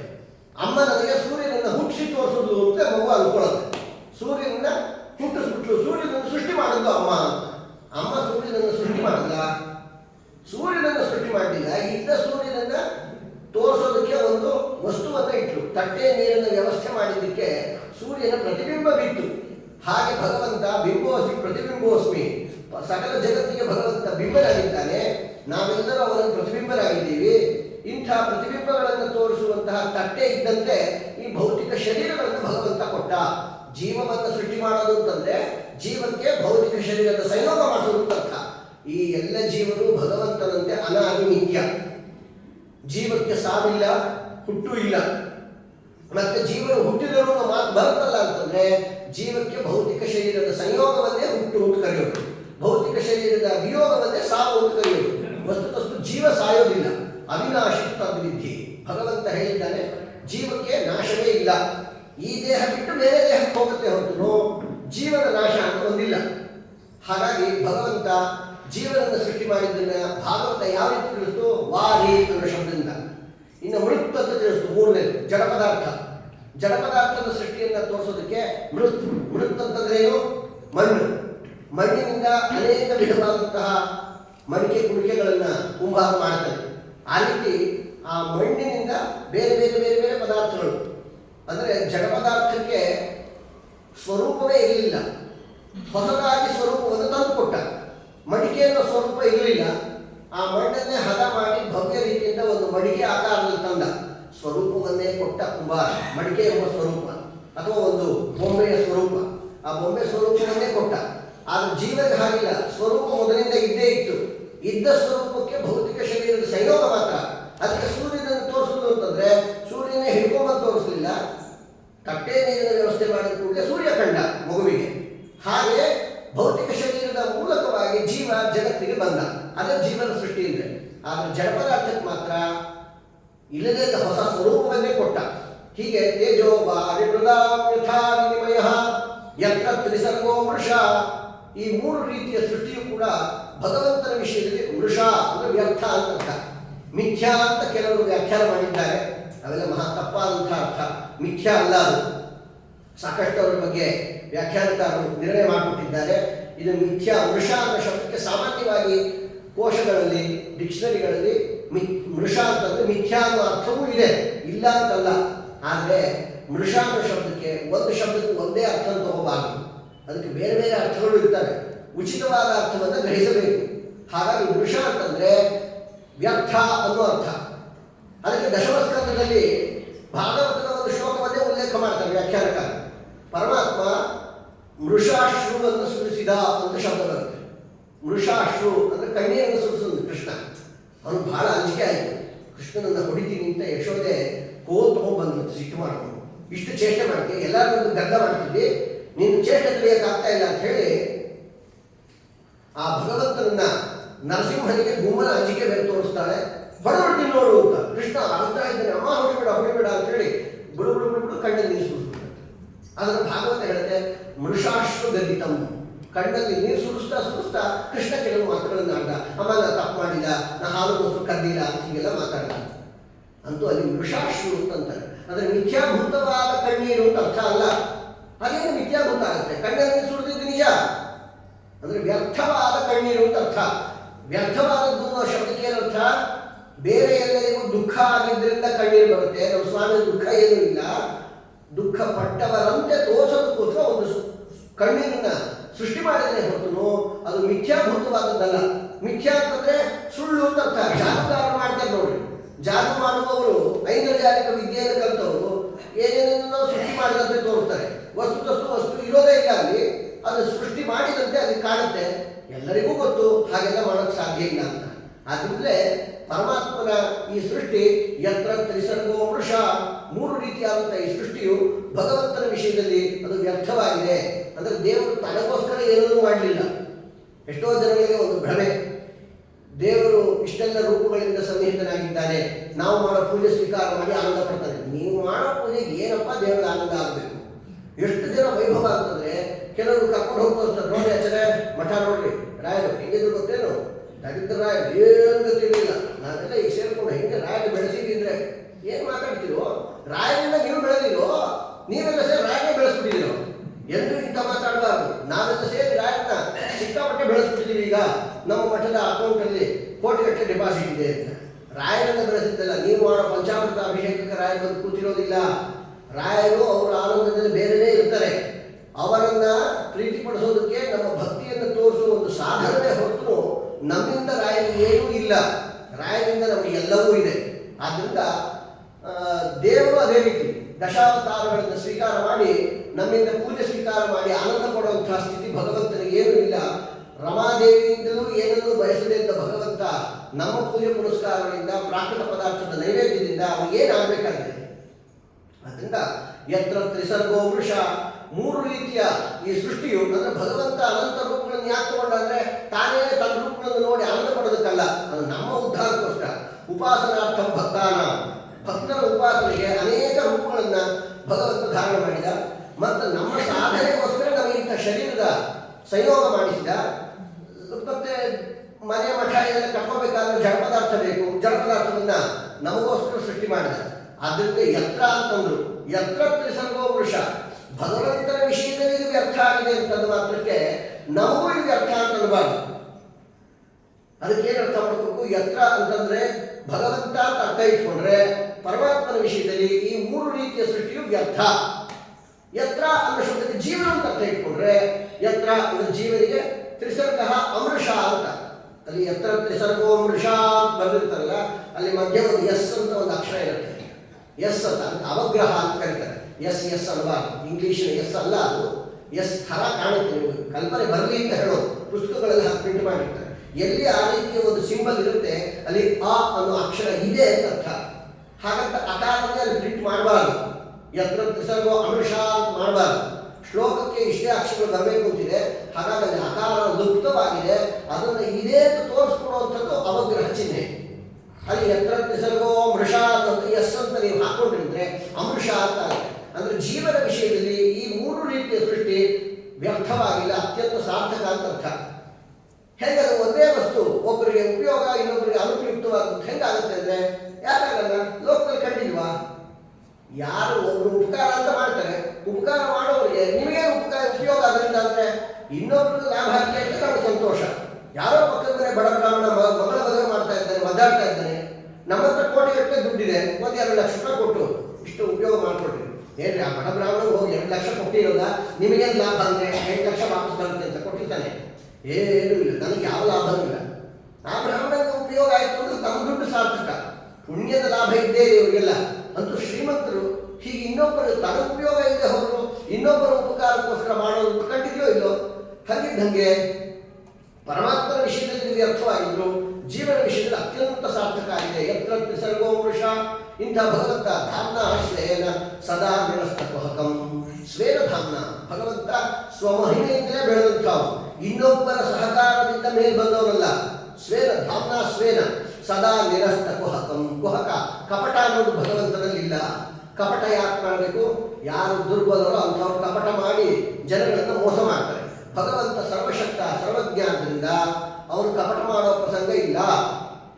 ಸದಾ ನಿರಸ್ತ ಕುಹಕಂ ಅಂದರೆ ಇಂದ್ರಜಾಲ ವಿದ್ಯೆಯನ್ನು ಮಾಡೋರು ಅವರು ಕಪಟತನವನ್ನು ತೋರಿಸ್ತಾರೆ. ನಾವೆಲ್ಲ ಸಣ್ಣವರಿದ್ದಾಗ ನೋಡ್ತೀವಿ, ಶಾಲೆಗೆ ಹೋಗೋರಿಗೆ ಈ ಹಾವಾಡಿಸುವಂಥವ್ರು ಬರ್ತಿದ್ರು. ಅದು ಗಂಡ ಹೆಂಡತಿ ಎರಡು ಕೂತ್ಕೊಂಡು ಬುಟ್ಟಿಯಲ್ಲಿ ಹಾವು ತೆಗೆದು ಎಲ್ಲರೂ ತೋರಿಸಿ 100 ಜನಗಳನ್ನು ಆಕರ್ಷಣೆ ಮಾಡಿ ಸಣ್ಣ ಹುಡುಗರುಗಳು ಓಡಾಡ್ತಿದ್ರೆ ಅವರೊಬ್ಬರನ್ನ ಕರೆದು ಆ ಗಂಡನಾದ ಒಂದು ಡಬ್ಬ ಹಿಡ್ಕೊಂಡಿರ್ತಿದ್ದ. ಆ ಚಡ್ಡಿಯಿಂದ ಪಟ ಪಟ ಪಟ ಕಾಸು ಬೀಳ್ತಿತ್ತು. ಎಲ್ಲ 1 ಪೈಸಾ 2 ಪೈಸಾ 5 ಪೈಸಾ 3 ಪೈಸಾ ಇದೆಲ್ಲ ಪಟ ಪಟ ಬೀಳ್ತಾ ಇರ್ತಿತ್ತು. ಎಲ್ಲ ನೋಡ್ತಿದ್ದೆ, ಹೆಂಗೆ ನೋಡಿ ದುಡ್ಡು ಹೆಂಗೆ ಸೃಷ್ಟಿ ಮಾಡ್ತೀನಿ ಅಂತ. ಆ ಹೆಂಡತಿ ಡಬ ಡಬ ಡಬ ಡಬ ಡೋಡ್ ಬರೀತಾ ಇರ್ತಿತ್ತು. ಅದು ಎಷ್ಟೊತ್ತು ಅಂದರೆ ಅದೆಲ್ಲ ಅವರಿಬ್ಬರು ಜ್ಞಾನ ಇರುತ್ತೆ. ಈ ಗಂಡ ತೋರಿಸ್ತಾ ಇರ್ತಾನಲ್ಲ ಅವನಿಗೆ ಗೊತ್ತು ಅದು ಹಣ ಬೀಳ್ತಾ ಇಲ್ಲ ಅನ್ನೋದು ಅವನಿಗೆ ಗೊತ್ತಿರುತ್ತೆ. ಸುಮ್ಮನೆ ಆಕ್ಟಿಂಗ್ ಮಾಡ್ತಾ ಇರ್ತಾನೆ, ನೋಡಿ ಹೆಂಗೆ ಬೀಳ್ತಾ ಇದೆ ದುಡ್ಡು, ಚಡ್ಡಿಯಿಂದ ದುಡ್ಡು ಉದುರ್ತಾ ಇದೆ ಅಂತ. ಆ ಹೆಂಡತಿಗೆ ಎರಡೂ ಗೊತ್ತಾಗುತ್ತೆ, ಎಷ್ಟು ನಿಮಿಷ ಇದು ಬರುತ್ತೆ, ಯಾವಾಗ ನಿಲ್ಲುತ್ತೆ ಅಂತ. ಅವ್ರು ಡೋರ್ ಬಡಿಯೋದು ನಿಲ್ಸೋದು ಬರ್ತಾ ನಿಂತಿದೆ ಅಂತ ಇವ್ರು ತಿಳ್ಕೊಬೇಕು. ತಕ್ಷಣ ಎದ್ದು ಬರ್ತಾರೆ, ನೋಡ್ರಿ ಹೇಗೆ ಹೇಗೆ ದುಡ್ಡು ಸೃಷ್ಟಿ ಮಾಡಿದೆ ಅಂತ. ಎಲ್ಲರೂ ಕ್ಲಾಪ್ ಸಿಗ್ತಾರೆ, 10 ಪೈಸಾ 20 ಪೈಸಾ 50 ಪೈಸಾ ಅವನು ದಕ್ಷಿಣೆ ಹಾಕ್ತಾರೆ. ಏನಿದೆ ಆಶ್ಚರ್ಯ? ಅವನು ದುಡ್ಡನ್ನು ಸೃಷ್ಟಿ ಮಾಡೋದಾದ್ರೆ ಬಂದವರಿಗೆಲ್ಲ ಅವನೇ ದಕ್ಷಿಣೆ ಕೊಟ್ಟು ಕಳಿಸ್ಬೇಕಲ್ವಾ. ಪಬ್ಲಿಕ್ಕಲ್ಲಿ ಈ ರೀತಿ ದುಡ್ಡು ಸೃಷ್ಟಿ ಮಾಡ್ತಾನೆ ಅಂದರೆ ನೋಡೋರ್ಗೂ ಗೊತ್ತು, ಮಾಡೋರ್ಗೂ ಗೊತ್ತು, ಇದು ದುಡ್ಡು ಸೃಷ್ಟಿ ಮಾಡ್ತಾ ಇಲ್ಲ. ಐಂದ್ರಜಾಲಿಕ ವಿದ್ಯೆ, ಕಣ್ಕಟ್ಟು ವಿದ್ಯೆ ಇಬ್ಬರಿಗೂ ಚೆನ್ನಾಗಿ ಪರಿಚಯ ಇದೆ. ನಾನು ಮಾಡೋ ಮೋಸ, ನೀವು 360 ಡಿಗ್ರಿ ಆ್ಯಂಗಲ್ ಎಲ್ಲರೂ ಇದ್ರೂ ಕೂಡ ನಿಮ್ಮೆಲ್ಲರ ಕಣ್ಣಿಗೆ ಮಣ್ಣೆರಚಿ ದುಡ್ಡು ಸೃಷ್ಟಿ ಮಾಡಿ ಅಂತ ತೋರಿಸೋದಿಲ್ಲ. ಇಂಥ ನನ್ನ ಮೋಸಗಾರಿಕೆಯ ಕಲಾ ನೈಪುಣ್ಯಕ್ಕೆ ಒಂದಷ್ಟು ಭಿಕ್ಷೆ ಹಾಕಿ ಅಂತ ಆಮೇಲೆ ತಟ್ಟೆ ಹಿಡ್ಕೊಂಡು ಬರ್ತಾನೋ ಎಲ್ಲರ ಹತ್ರ. ಇಷ್ಟು ದುಡ್ಡು ಸೃಷ್ಟಿ ಮಾಡೋದು ನೀನೇ ನಮಗೆ ಕೊಡು ಅಂತ ಯಾರು ಕೇಳೋದಿಲ್ಲ. ಇದು ಇಬ್ರಿಗೂ ಗೊತ್ತು. ಸೃಷ್ಟಿ ಮಾಡೋವರೆಗೂ ನಾನು ಮಾಡ್ತಾ ಇಲ್ಲ ಅಂತ ಗೊತ್ತು, ನೋಡಿದವರಿಗೂ ಅವನು ಮಾಡೋ ಯೋಗ್ಯತೆ ಇಲ್ಲ, ಪಾಪ ಹೊಟ್ಟೆ ಪಾಡಿ ಇದೊಂದು ವಿದ್ಯೆ ಕಲ್ತಿಯಾನೆ ಅಂತ. ಹೀಗೆ ಅವನು ನಿತ್ಯ ಜೀವನ ನಡೆಸೋದಕ್ಕೆ ಅಸಮರ್ಥ ಆದ್ದರಿಂದ ಕುಹಕವಾದಂಥ ಇಂಥ ವಿದ್ಯೆಯನ್ನ ಎಲ್ಲರಿಗೂ ತೋರಿಸಿ ಹಣ ಗಳಿಸ್ತಾನೆ. ಭಗವಂತ ಸೃಷ್ಟಿ ಎಂಬುದು ಆ ರೀತಿ ಅಲ್ಲ. ಸದಾ ನಿರಸ್ತ ಕುಹಕಂ, ಅವನಿಗೆ ಕುಹಕವೇ ಇಲ್ಲ. ಇಂತಹ ಭಗವಂತ ಸತ್ಯಂ ಪರಂ ಧೀಮಹಿ, ಭಗವಂತ ಅವನು ಸತ್ಯ ಸ್ವರೂಪಿಯಾಗಿದ್ದಾನೆ. ಅವನು ಎಂದೂ ಮಿಥ್ಯಾ ಅಲ್ಲ. ಪರಮಾತ್ಮನ ಮಿಥ್ಯಾ ಮಿಥ್ಯಾ ಅಂತ ಅನೇಕರು ಯದ್ವಾರದ್ದು ಮಾತಾಡ್ತಾರೆ, ಅದೆಲ್ಲವೂ ಇಲ್ಲ. ಪರಮಾತ್ಮ ಯಾವಾಗಲೂ ಸತ್ಯ. ಸತ್ ಅಂತಂದ್ರೆ ನಿರ್ದುಷ್ಟವಾದ, ತಿ ಅಂತಂದ್ರೆ ಆನಂದ, ತೀತ್ಯಾನಂದ ಸಮುದ್ದಿಷ್ಟ ಏತಿ ಜ್ಞಾನ ಉದಾಹೃತ. ಸತ್ಯ ಅನ್ನೋ ಶಬ್ದದಲ್ಲಿ 3 ಶಬ್ದಗಳು ಸೇರ್ಕೊಂಡಿದೆ, ಸತ್, ತಿ ಮತ್ತು ಯ. ತಿ ಅಂತಂದ್ರೆ ಆನಂದ ಅಂತ ಅರ್ಥ. ತಿ ಅಂದ್ರೆ ಏನು? ತತಿ ಅಂತ ಅರ್ಥ. ತತಿ ಅಂದ್ರೆ ಉಬ್ಬುವುದು ಅಂತ ಅರ್ಥ. ಉಬ್ಬೋದು ಯಾವಾಗ? ಮನಸ್ಸು ಹಿಗ್ಗುವುದು, ಅದನ್ನೇ ಉಬ್ಬುವುದು ಅಂತ ಕರೆದಿದ್ದು. ಮನಸ್ಸು ಹಿಗ್ಗೋದು ಯಾವಾಗ? ಸಂತೋಷದ ವಾರ್ತೆ ಕೇಳಿದ ತಕ್ಷಣ ಹೃದಯ ಉಬ್ಬಿ ಬಂತು ಅಂತಾರೆ, ಮನಸ್ಸು ಉಬ್ಬಿ ಬರುತ್ತೆ. ಹಾಗಾಗಿ ಸಂತೋಷವನ್ನ ಟಿ ಅಂತ ಕರೆದರು. ಯಾ ಅನ್ನೋ ಶಬ್ದಕ್ಕೆ ಜ್ಞಾನ ಅಂತ ಅರ್ಥ. ಶಾಸ್ತ್ರದಲ್ಲಿ ಇಂಥದ್ದು ಮುಂದೆ ಭಾಗವತ ಕೇಳೋಕೆ ಈ ಶಬ್ದಗಳೆಲ್ಲ ನಿಮ್ಗೆ ತಿಳುವಳಿಕೆ ಇರಲೇಬೇಕು. ನಿಮ್ಗೆ ಸಾಕಷ್ಟು ಇದೆ ಅಂತ ಇಟ್ಕೊಳ್ಳೋಣ. ಅಂತೂ ಶಾಸ್ತ್ರದಲ್ಲಿ ಹಾಗೆ ಮಾತಾಡ್ತಾ ಬರ್ತಾರೆ. ಯಾ ಅಂತಂದ್ರೆ ಜ್ಞಾನ, ಮಾ ಅಂತಂದ್ರೆ ಜ್ಞಾನ, ಇದೆಲ್ಲ ಬಹಳ ಶಬ್ದಗಳು ಬರ್ತಾ ಇರ್ತವೆ. ಜ ಅಂತ ಹುಟ್ಟಿದ್ದು, ಹೀಗೆಲ್ಲ ಶಬ್ದಗಳಿಗೆ ಅರ್ಥ ಅದು ದೃಢವಾಗಿ ತಿಳ್ಕೊಂಡಿರ್ಬೇಕು. ಯಾ ಅನ್ನೋ ಶಬ್ದಕ್ಕೆ ಜ್ಞಾನ, ತಿ ಅಂತಂದ್ರೆ ಆನಂದ, ಸತ್ ಅಂದ್ರೆ ನಿರ್ದುಷ್ಟವಾದ. ನಿರ್ದುಷ್ಟವಾದ ಜ್ಞಾನ ಆನಂದಗಳು ಯಾವದಲ್ಲಿದೆಯೋ ಅವನು ಸತ್ಯ. ಅದೇ ಜ್ಞಾನದಲ್ಲಿ ನಿರ್ದುಷ್ಟತ್ವ ಅಂದ್ರೆ, ಆನಂದದಲ್ಲಿ ನಿರ್ದುಷ್ಟವಾದ ಆನಂದ ಅಂದ್ರೆ ಏನರ್ಥ? ಆನಂದ ಅಂದ್ರೆ ಆನಂದ ಅಲ್ವಾ? ಅದರೊಳಗೆ ದೋಷಭೂಯಿಷ್ಠವಾದ ಆನಂದ ಅಂದ್ರೆ ಏನರ್ಥ ಅಂದ್ರೆ, ಹೌದ್ರಿ, ನಮ್ಮ ಜೀವನದಲ್ಲಿ ನಾವು ಅನುಭವಿಸುವ ಎಲ್ಲ ಆನಂದಗಳು ದೋಷಭೂಯಿಷ್ಠವಾದ ಆನಂದನೇ. ಯಾವುದು ತುಂಬಾ ಪೂರ್ತಿ ಆನಂದ ಅಲ್ಲ. ನಮಗೆ ಯಾವುದರಿಂದ ಆನಂದ? ಏನೋ ಒಂದು ವಸ್ತುವನ್ನು ತಿನ್ನೋದ್ರಿಂದ, ನೋಡೋದ್ರಿಂದ ಆನಂದ ಅಂತ ಇಟ್ಕೊಳ್ರಿ. ನಮಗೆ ತಿನ್ನೋದ್ರಿಂದ ಆನಂದ. ಒಳ್ಳೆ ವ್ರತದಲ್ಲಿ ಅದ್ಭುತವಾಗಿ ಆಂಬೊಡೆ ಮಾಡಿದ್ದು, ಅಕ್ಕಿ ಹಿಟ್ಟೆಲ್ಲ ಹಾಕಿ ಭವ್ಯವಾಗಿ ಆ ಆಂಬೊಡೆ ತಿನ್ನೋದ್ರಿಂದ ಆನಂದ, ಇದು ಆನಂದ ತಿ. ಆದರೆ ಅದು ಸತ್ ತಿ ಅಲ್ಲ. ಯಾಕೆ? ಆ ಆಂಬೊಡೆ ತುಂಬ ರುಚಿಯಾಗಿದೆ ಅಂದರೆ 4 ತಿನ್ಬೋದು, ಇನ್ನೂ ಬಹಳ ಶಕ್ತಿ ಸಾಮರ್ಥ್ಯ ಅದ್ಭುತ ಇತ್ತು 8 ತಿನ್ಬೋದು. 150 ಆಂಬೊಡೆ ತಿಂದು ಹೋದ್ರೆ ತಲೆ ಹೊಡಿತೀನಿ ಅಷ್ಟೇ, ತಿನ್ನಲೇಬೇಕು ಅಂದರೆ ಆಯ್ತಾ ಕೊಡ್ತಾನು. ಅಯ್ಯೋ ಕಡೆ ಬರೋ ಏನಪ್ಪ ಇದೊಂದು ಪ್ರಾರಂಭ. ಅವನೇನು ವಿಷ ತಿನ್ನೋದಿಲ್ಲ ರೀ, ಆಂಬೊಡೆ ತಿನ್ನಲಿಕ್ಕೆ ಅಂತ ಇರ್ತದೆ. ಅದು ಹೇಗಾಗುತ್ತೆ? 150 ತಿಂದವರು ಸಾಯಿಸ್ಬಿಡ್ತೀನಿ ಅಂದರೆ ಅಳೋದಕ್ಕೆ ಪ್ರಾರಂಭ ಮಾಡ್ತಾನೆ. ಅದು ಸುಖ ಕೊಡುವಂಥ ಆನಂದ ಅಲ್ಲ, ಅದು ನಿಜವಾದ ನಿರ್ದುಷ್ಟವಾದ ಆನಂದನೇ, ಅದು ಸದೃಷ್ಟವಾದ ಆನಂದ. ಈ ಆನಂದ ಎಂಥದ್ದು ಅಂದರೆ, ತಿನ್ನೋ ಕಾಲಕ್ಕೆ ಭಾಳ ರುಚಿ ಇರುತ್ತೆ, ಆಮೇಲೆ ಅದೇ ನಮಗೆ ತಿನ್ನುತ್ತೆ. ಜಾಸ್ತಿ ತಿಂದುಬಿಟ್ರು ಅವ್ರು ಒದ್ದಾಡ್ತಾ ಕೊಡ್ತಾರೆ. ನೋಡೋದು ಆನಂದದ ಪದಾರ್ಥವೇ ಅತಿ ಆಯಿತು ಅಂದರೆ ಅದೇ ವಿಷಯನೂ ಹೋಗುತ್ತೆ. ಯಾರು ಏನೋ ಹಾಕಿದ್ರಂತೆ ಎಪ್ಪತ್ತದ್ದು ತಿನ್ನೋದಾ? ಅದನ್ನು ನೋಡಿ ಇಷ್ಟು ಹೊಟ್ಟೆ ನೋವು ತಂಕ ಪಡ್ತಾ ಇದ್ದೀರಿ ಅಂತ. ನಮಗೆ ಈ ಆನಂದಗಳೆಲ್ಲ ಅದು ನಿರ್ದುಷ್ಟವಾದ ಆನಂದ ಅಲ್ಲ, ಸದೃಷ್ಟವಾದ ಆನಂದ. ನಮ್ಮ ಜ್ಞಾನವೂ ಕೂಡ ಸದೃಷ್ಟವಾದ ಜ್ಞಾನ, ನಿರ್ದುಷ್ಟವಾದ ಜ್ಞಾನ ಇಲ್ಲ. ಹೀಗೆ ಭಗವಂತನ ಜ್ಞಾನ ಆನಂದಗಳು ಆ ರೀತಿ ಇಲ್ಲ. ಅವನ ಆನಂದ ಆಗಲಿ, ಅವನ ಜ್ಞಾನ ಆಗಲಿ ಅತ್ಯಂತ ಅಪ್ರಾಕೃತ ಆದ್ದರಿಂದ ಅದು ಸತ್ಯ. ಸತ್ ನಿರ್ದಿಷ್ಟವಾದ, ತಿ ಆನಂದ ಮತ್ತು ಯ ಅಂದರೆ ಜ್ಞಾನ. ಇಂಥ ಸತ್ಯಂ ಪರಂ ಧೀಮಹಿ ಪರಶಬ್ದಾರ್ಥವನ್ನು ತಿಳಿಸಿಕೊಟ್ಟಿದ್ದಾಗಿದೆ. ಇಂಥ ಭಗವಂತ ಅನೇಕ ಅರ್ಥಗಳಿದ್ದಾರೆ. ಭಾಗವತದ ಈ ಆದ್ಯ ಪದ್ಯ ಸರ್ವಾರ್ಥ ಗರ್ಭಿತವಾದಂಥದ್ದು. ಯಾವತ್ತು ಮಂಗಳಾಚರಣೆ ಮಾಡೋದು ಬಹಳ ದೊಡ್ಡ ಚಾಲೆಂಜಿಂಗ್ ಕೆಲಸ. ಏನು ಬೇಕಾದರೂ ಮಾಡಿಬಿಡ್ಬೋದು. ಗ್ರಂಥ ಬರೆಯೋದು ದೊಡ್ಡ ವಿಷಯ ಅಲ್ಲ. ಆದರೆ ಮಂಗಳಾಚರಣೆ ಮಾಡೋದಿದೆ ನೋಡ್ರಿ, ತುಂಬ ದೊಡ್ಡ ಪಾಂಡಿತ್ಯವೇ. ಎಷ್ಟೋ ಜನಗಳು ಯದ್ವಾ ತದ್ವಾ ಮಂಗಳಾಚರಣೆಯನ್ನು ಮಾಡಿ ಗ್ರಂಥಗಳನ್ನು ಬೆಳೆಸಿದ್ದಾರೆ. ಬೇರೆ ಬೇರೆ ಕವಿಗಳು ಅವರ ಇಷ್ಟ ಪೂರ್ತಿ ಯಾವುದಿರುತ್ತೆ, ಯಾವುದೋ ಒಂದು ಭಗವದ್ ರೂಪಕ್ಕೆ ಒಂದು ನಮಸ್ಕಾರ ಅಂತ ಮಾಡಿಬಿಡೋದು, ಗ್ರಂಥ ಬರೆಯೋದು. ಆ ಮಂಗಳಾಚರಣೆಯಲ್ಲಿ ಕೆಲವು ನಿಯಮಗಳಿದ್ದಾರೆ. ಗ್ರಂಥದಲ್ಲಿ ಪ್ರತಿಪಾದನೆ ಮಾಡುವ ಎಲ್ಲ ಅಂಶಗಳನ್ನು ಒಟ್ಟುಗೂಡಿಸಿ ಅದು ಹೇಳಿರಬೇಕು. ಆ ಸಂಗ್ರಹವಾಗಿ ಅದಿರಬೇಕು ಸೂತ್ರಪ್ರಾಯವಾಗಿ. ಮತ್ತು ಗ್ರಂಥಕ್ಕೆ ಅತ್ಯಂತ ಅನುಗುಣವಾದಂಥ ಮಂಗಳಾಚರಣೆ ಆಗಿರಬೇಕು. ಒಬ್ಬ ಕಾಳಿದಾಸ ಅಂತ ಕವಿ ರಘುವಂಶ ಅಂತ ಬರೆದ. ರಘುವಂಶ ಅದೇನು ವಿಷಯ ಏನು? ರಘುವಂಶ ರಘುರಾಜನ ವಂಶದಲ್ಲಿ ಬಂದವರ ಅನೇಕ ಕಥೆ, ಪ್ರಧಾನವಾಗಿ ದಿಲೀಪ ರಾಜನ ಬಗ್ಗೆ ಅವನು ಮಾಹಿತಿ ಕೊಡುವಂಥ ಒಂದು ಕಾವ್ಯ. ಅದು ಗ್ರಂಥಾರಂಭದಲ್ಲಿ ಏನು ಮಾಡ್ತಾರೆ? ವಾಗರ್ಥಾಗ ಸಂಪೃಕ್ತೌ ವಾಗರ್ಥ ಪ್ರತಿಪತ್ತಯೇ ಜಗತ ಪಿತರೋ ಒಂದೇ ಪಾರ್ವತಿ ಪರಮೇಶ್ವರರು. ಪಾರ್ವತಿ ಪರಮೇಶ್ವರರಿಗೆ ನಮಸ್ಕಾರ. ರಘುವಂಶಕ್ಕೂ ಪಾರ್ವತಿ ಪರಮೇಶ್ವರರಿಗೂ ಏನು ಸಂಬಂಧ? ರುದ್ರದೇವರು ರಘುವಂಶಕ್ಕೂ ರಾಮದೇವರು ಸ್ತೋತ್ರ ಮಾಡಿದ್ದಾರೆ, ಅಡ್ಡಿ ಇಲ್ಲ. ರಘುವಂಶದಲ್ಲ ನಮ್ಮ ಸ್ವಾಮಿ ಆ ವಂಶದಲ್ಲೇ ಬಂದವನಾಗಿದ್ದ ರಾಮದೇವರು ಸ್ತೋತ್ರ ಮಾಡಿ ರಘುವಂಶ ಮಾಡೋದು ದೋಷ ಇಲ್ಲ, ಸರಿ ಇದೆ. ಆದರೆ ರುದ್ರದೇವರು ನಮಸ್ಕಾರ ಮಾಡಿ ರಘುವಂಶವನ್ನು ಬರೀತಾನೆ, ಪರಸ್ಪರ ಒಂದಕ್ಕೊಂದು ಸಂಬಂಧ ಇಲ್ಲ. ಇನ್ನು ಎಷ್ಟೋ ಜನಗಳು ನರಸಿಂಹದೇವರು ಸ್ತೋತ್ರ ಮಾಡಿಬಿಟ್ಟು ರಾಮಾಯಣ ಕಥೆ ಬರೆದಿದ್ದಾರೆ. ನರಸಿಂಹದೇವರಿಗೂ ರಾಮಾಯಣಕ್ಕೂ ಸಂಬಂಧ ಇದಪ್ಪ, ಏನೇನೋ ಮಾಡ್ತಿರಲ್ಲ. ಸಂಬಂಧವಿಲ್ಲದಂತೆ ಮಂಗಳಾಚರಣೆ ಮಾಡಬಾರ್ದು.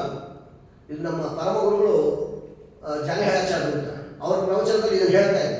ಅಷ್ಟೊಳಗೆ ಬದ್ದರೆ ಒಬ್ಬ ಪಂಡಿತರು ಎದ್ದು ಕೂತ್ಕೊಂಡು ಹೇಳದಂತೆ, ಸ್ವಾಮಿ ರಾಮದೇವರು ಕಥಾ ಬರೆಯೋ ಹೊತ್ತು ನರಸಿಂಹದೇವ್ರ ಸ್ತೋತ್ರ ಮಾಡೋದು ತಪ್ಪೇನು? ರಾಮ ಬೇರೆ ನರಸಿಂಹದೇವರು ಬೇರೆ ಆಗುವಲ್ಲ, ಎಲ್ಲರೂ ಒಂದೇ ಇರುವಾಗ ಭಗವಂತನ ಯಾವ ರೂಪದ ನಮಸ್ಕಾರ ಮಾಡಿದ್ರೆ ತಪ್ಪೇನಾಯ್ತು? ಯಾವ್ದು ಬೇಕಾದ್ರೂ ಮಾಡ್ಬೋದಲ್ಲ. ಎಲ್ಲ ಭಗವದ್ ರೂಪಗಳನ್ನು ದೇಹ ನಾನಾಸ್ತಿ ಕಿಂಚನ ಅಂದಮೇಲೆ ಪರಮಾತ್ಮನ ರೂಪಗಳಲ್ಲಿ ಪರಸ್ಪರ ಭೇದ ಇಲ್ಲ ಅಂದಮೇಲೆ ಯಾವುದೋ ಒಂದು ರೂಪದ ಸ್ತೋತ್ರ ಮಾಡಿದ್ರೆ ತಪ್ಪೇನಾಯ್ತು ಅಂತ. ಅಷ್ಟು ಅದು ತಪ್ಪೇನಿದೆ ಹೋದ್ರು ಅದಕ್ಕೊಂದು ನಿಯಮ ಇದೆ. ಎಲ್ಲ ಶಬ್ದಗಳಂತೆ ಎಲ್ಲ ಕಾಲಕ್ಕೂ ಆಡಬಾರ್ದು. ಮದುವೆಯಲ್ಲಿ ನಾವು ಹೆಣ್ಣು ಬೀಗರು ಗಂಡು ಬೀಗರನ್ನೆಲ್ಲ ಊಟ ಕೂಡಿಸಿರ್ತೀವಿ. ಊಟ ಕೂಡಿಸಿದಾಗ ಪುರೋಹಿತರು ಹೇಳ್ತಾರೆ, ಜೊತೆ ಹಿಡ್ಕೊಂಡು ಭಾರತೀಯ ಮುಖ್ಯ ಪ್ರಣಾಂತರ್ಗತ ಇಂದಿರಾರಮಣ ಗೋವಿಂದ ಅಂತ ಹೇಳ್ರಿ, ಕೃಷ್ಣಾರ್ಪಣ ಹೇಳ್ರಿ ಅಂತ. ಆ ಕಾಲಕ್ಕೆ ಭಗವಂತನ ಎಲ್ಲ ರೂಪಗಳು ಒಂದೇ ಅಂತ ಹೇಳಿ ಮಧ್ವ ಜನಾರ್ದನ ವಾದ್ಯ ಅಂತ ಹಿಂಗೆ ಹೇಳ್ದ ಅಂತ ಹಂಗೆ ಮುಗಿದ್ಬಿಡ್ತಾರೆ ಬೀಗರು.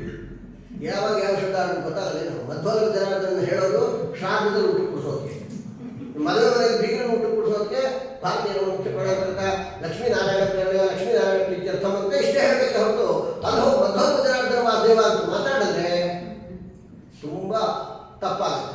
ಮಧ್ವೋದ್ಭವ ಜನಾರ್ದನ ಬೇರೆ ಅಲ್ಲ, ರುಕ್ಮಿಣೀಪತಿ ಕೃಷ್ಣ ಬೇರೆ ಅಲ್ಲ, ಎರಡೂ ಒಂದೇ ಆದರೂ ಒಂದು ವಿಶೇಷ ನಿಯಮದಿಂದ ಒಂದೊಂದು ಕಾಲಕ್ಕೂ ಒಂದೊಂದು ಹೇಳಬೇಕು ನಿಯಮ ಇದೆಯಾ ಹೊರತು ಯಾವುದೋ ಕಾಲಕ್ಕೆ ಏನೇನೋ ಹೇಳಿದ್ರೆ ಅದು ತಪ್ಪಾಗುತ್ತೆ. ಆದ್ದರಿಂದ ಭಗವಂತನ ರೂಪಗಳಲ್ಲಿ ಭೇದ ಇಲ್ಲ ಅಂತ ಅಸಂಬದ್ಧವಾದದ್ದನ್ನು ಹೇಳಬಾರದು.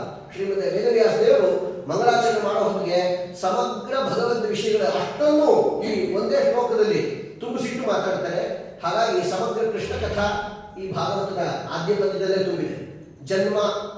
ಜನ್ಮಾದಿ ಅಸ್ಯ ಯತಃ ಅಂತ ಪದಚ್ಛೇದ ಮಾಡಿದ್ವಲ್ಲ, ಸ್ವಲ್ಪ ಬೇರೆ ರೀತಿ ಮಾಡಿಕೊಂಡು ಜನ್ಮ ಆದ್ಯಸ್ಯ ಯತಃ, ಆದ್ಯನಾದಂತಹ ಸಕಲ ಜಗತ್ತಿಗೂ ಆದ್ಯನಾದವನು ಕೃಷ್ಣ ಪರಮಾತ್ಮ ಅಲ್ವಾ, ಅವನೇ ಆದ್ಯನಾದಂತಹ ಭಗವಂತನ ಜನ್ಮ, ಅವನ ಅವತಾರ ಎಲ್ಲಾಯಿತು? ಕಂಸನ ಕಾರಾಗೃಹದಲ್ಲಾಯಿತು. ಜನ್ಮಾದ್ಯಸ್ಯ ಯತಃ ಅನ್ವಯ, ಭಗವಂತ ಹುಟ್ಟಿದ ಕೂಡಲೇ ಅನ್ವಯ, ಅಯಾತ್ ಅಂದ್ರೆ ಹೋದ ಅಂತ ಅರ್ಥ. ಹುಟ್ಟಿದ ಕೂಡಲೇ ಕಾರಾಗೃಹದಿಂದ ಭಗವಂತ ಅವನು ಪ್ರಯಾಣ ಮಾಡ್ಕೊಂಡು ಹೊರಟೆ ಹೋದ. ಮನೋರಮ ವೀಕ್ಷಿತು ಮೇವ ಸೋಗ, ಹೀಗೆ ನಂದಗೋಕುಲಕ್ಕೆ ಹೋದಂತ ಭಗವಂತ ಜನ್ಮಾದ್ಯಸ್ಯ ಯತೋನ್ವಯ, ಅವನು ಒಬ್ಬನೇ ಕಳ್ಳದಂತೆ ತಪ್ಪಿಸ್ಕೊಂಡು ಹೋಗಲಿಲ್ಲ. ಇತರ ಕಷ್ಟ ಅಂತಂದು ಬೇರೆ ಎಲ್ಲಾ ದೇವತೆಗಳ ಒಡಗೂಡೆ ಹೋದ ಭಗವಂತ. ಅವನು ಉತ್ಸವ ಬರೋ ಹೊತ್ತಿಗೆ ನಿದ್ದೆ ಮಾಡಿದ್ದು ದೈತ್ಯರ ಅಯೋಗ್ಯತವೇ ಹೊರತು ದೇವರೇನು ಕಳ್ಳದಂತೆ ತಪ್ಪಿಸ್ಕೊಂಡು ಹೋದ ಅಂತ ತಿಳ್ಕೊಬೇಡ್ರಿ. ಅವನು ದೊಡ್ಡ ವೈಭವದ ಉತ್ಸವ ಮಾಡ್ಕೊಂಡೇ ಹೋದ. ಉತ್ಸವ ಯಾವಾಗ ಬರುತ್ತೋ ಆವಾಗ ನಾವು ಎಚ್ಚರದಿಂದ ಇರಬೇಕು ಹೊರತು ನಾವು ಎಚ್ಚರವಾಗಿದ್ದಾಗ ಉತ್ಸವ ಬನ್ನಿ ಅಂತ ಕಡಿಬಾರ್ದು. ದೇವರ ಉತ್ಸವ ಯಾವಾಗ ಬೇಕಾದ್ರೆ ನಡೆಯುತ್ತೆ. ದೊಡ್ಡ ದೊಡ್ಡ ಕ್ಷೇತ್ರಗಳು ಗೊತ್ತಾಗುತ್ತೆ.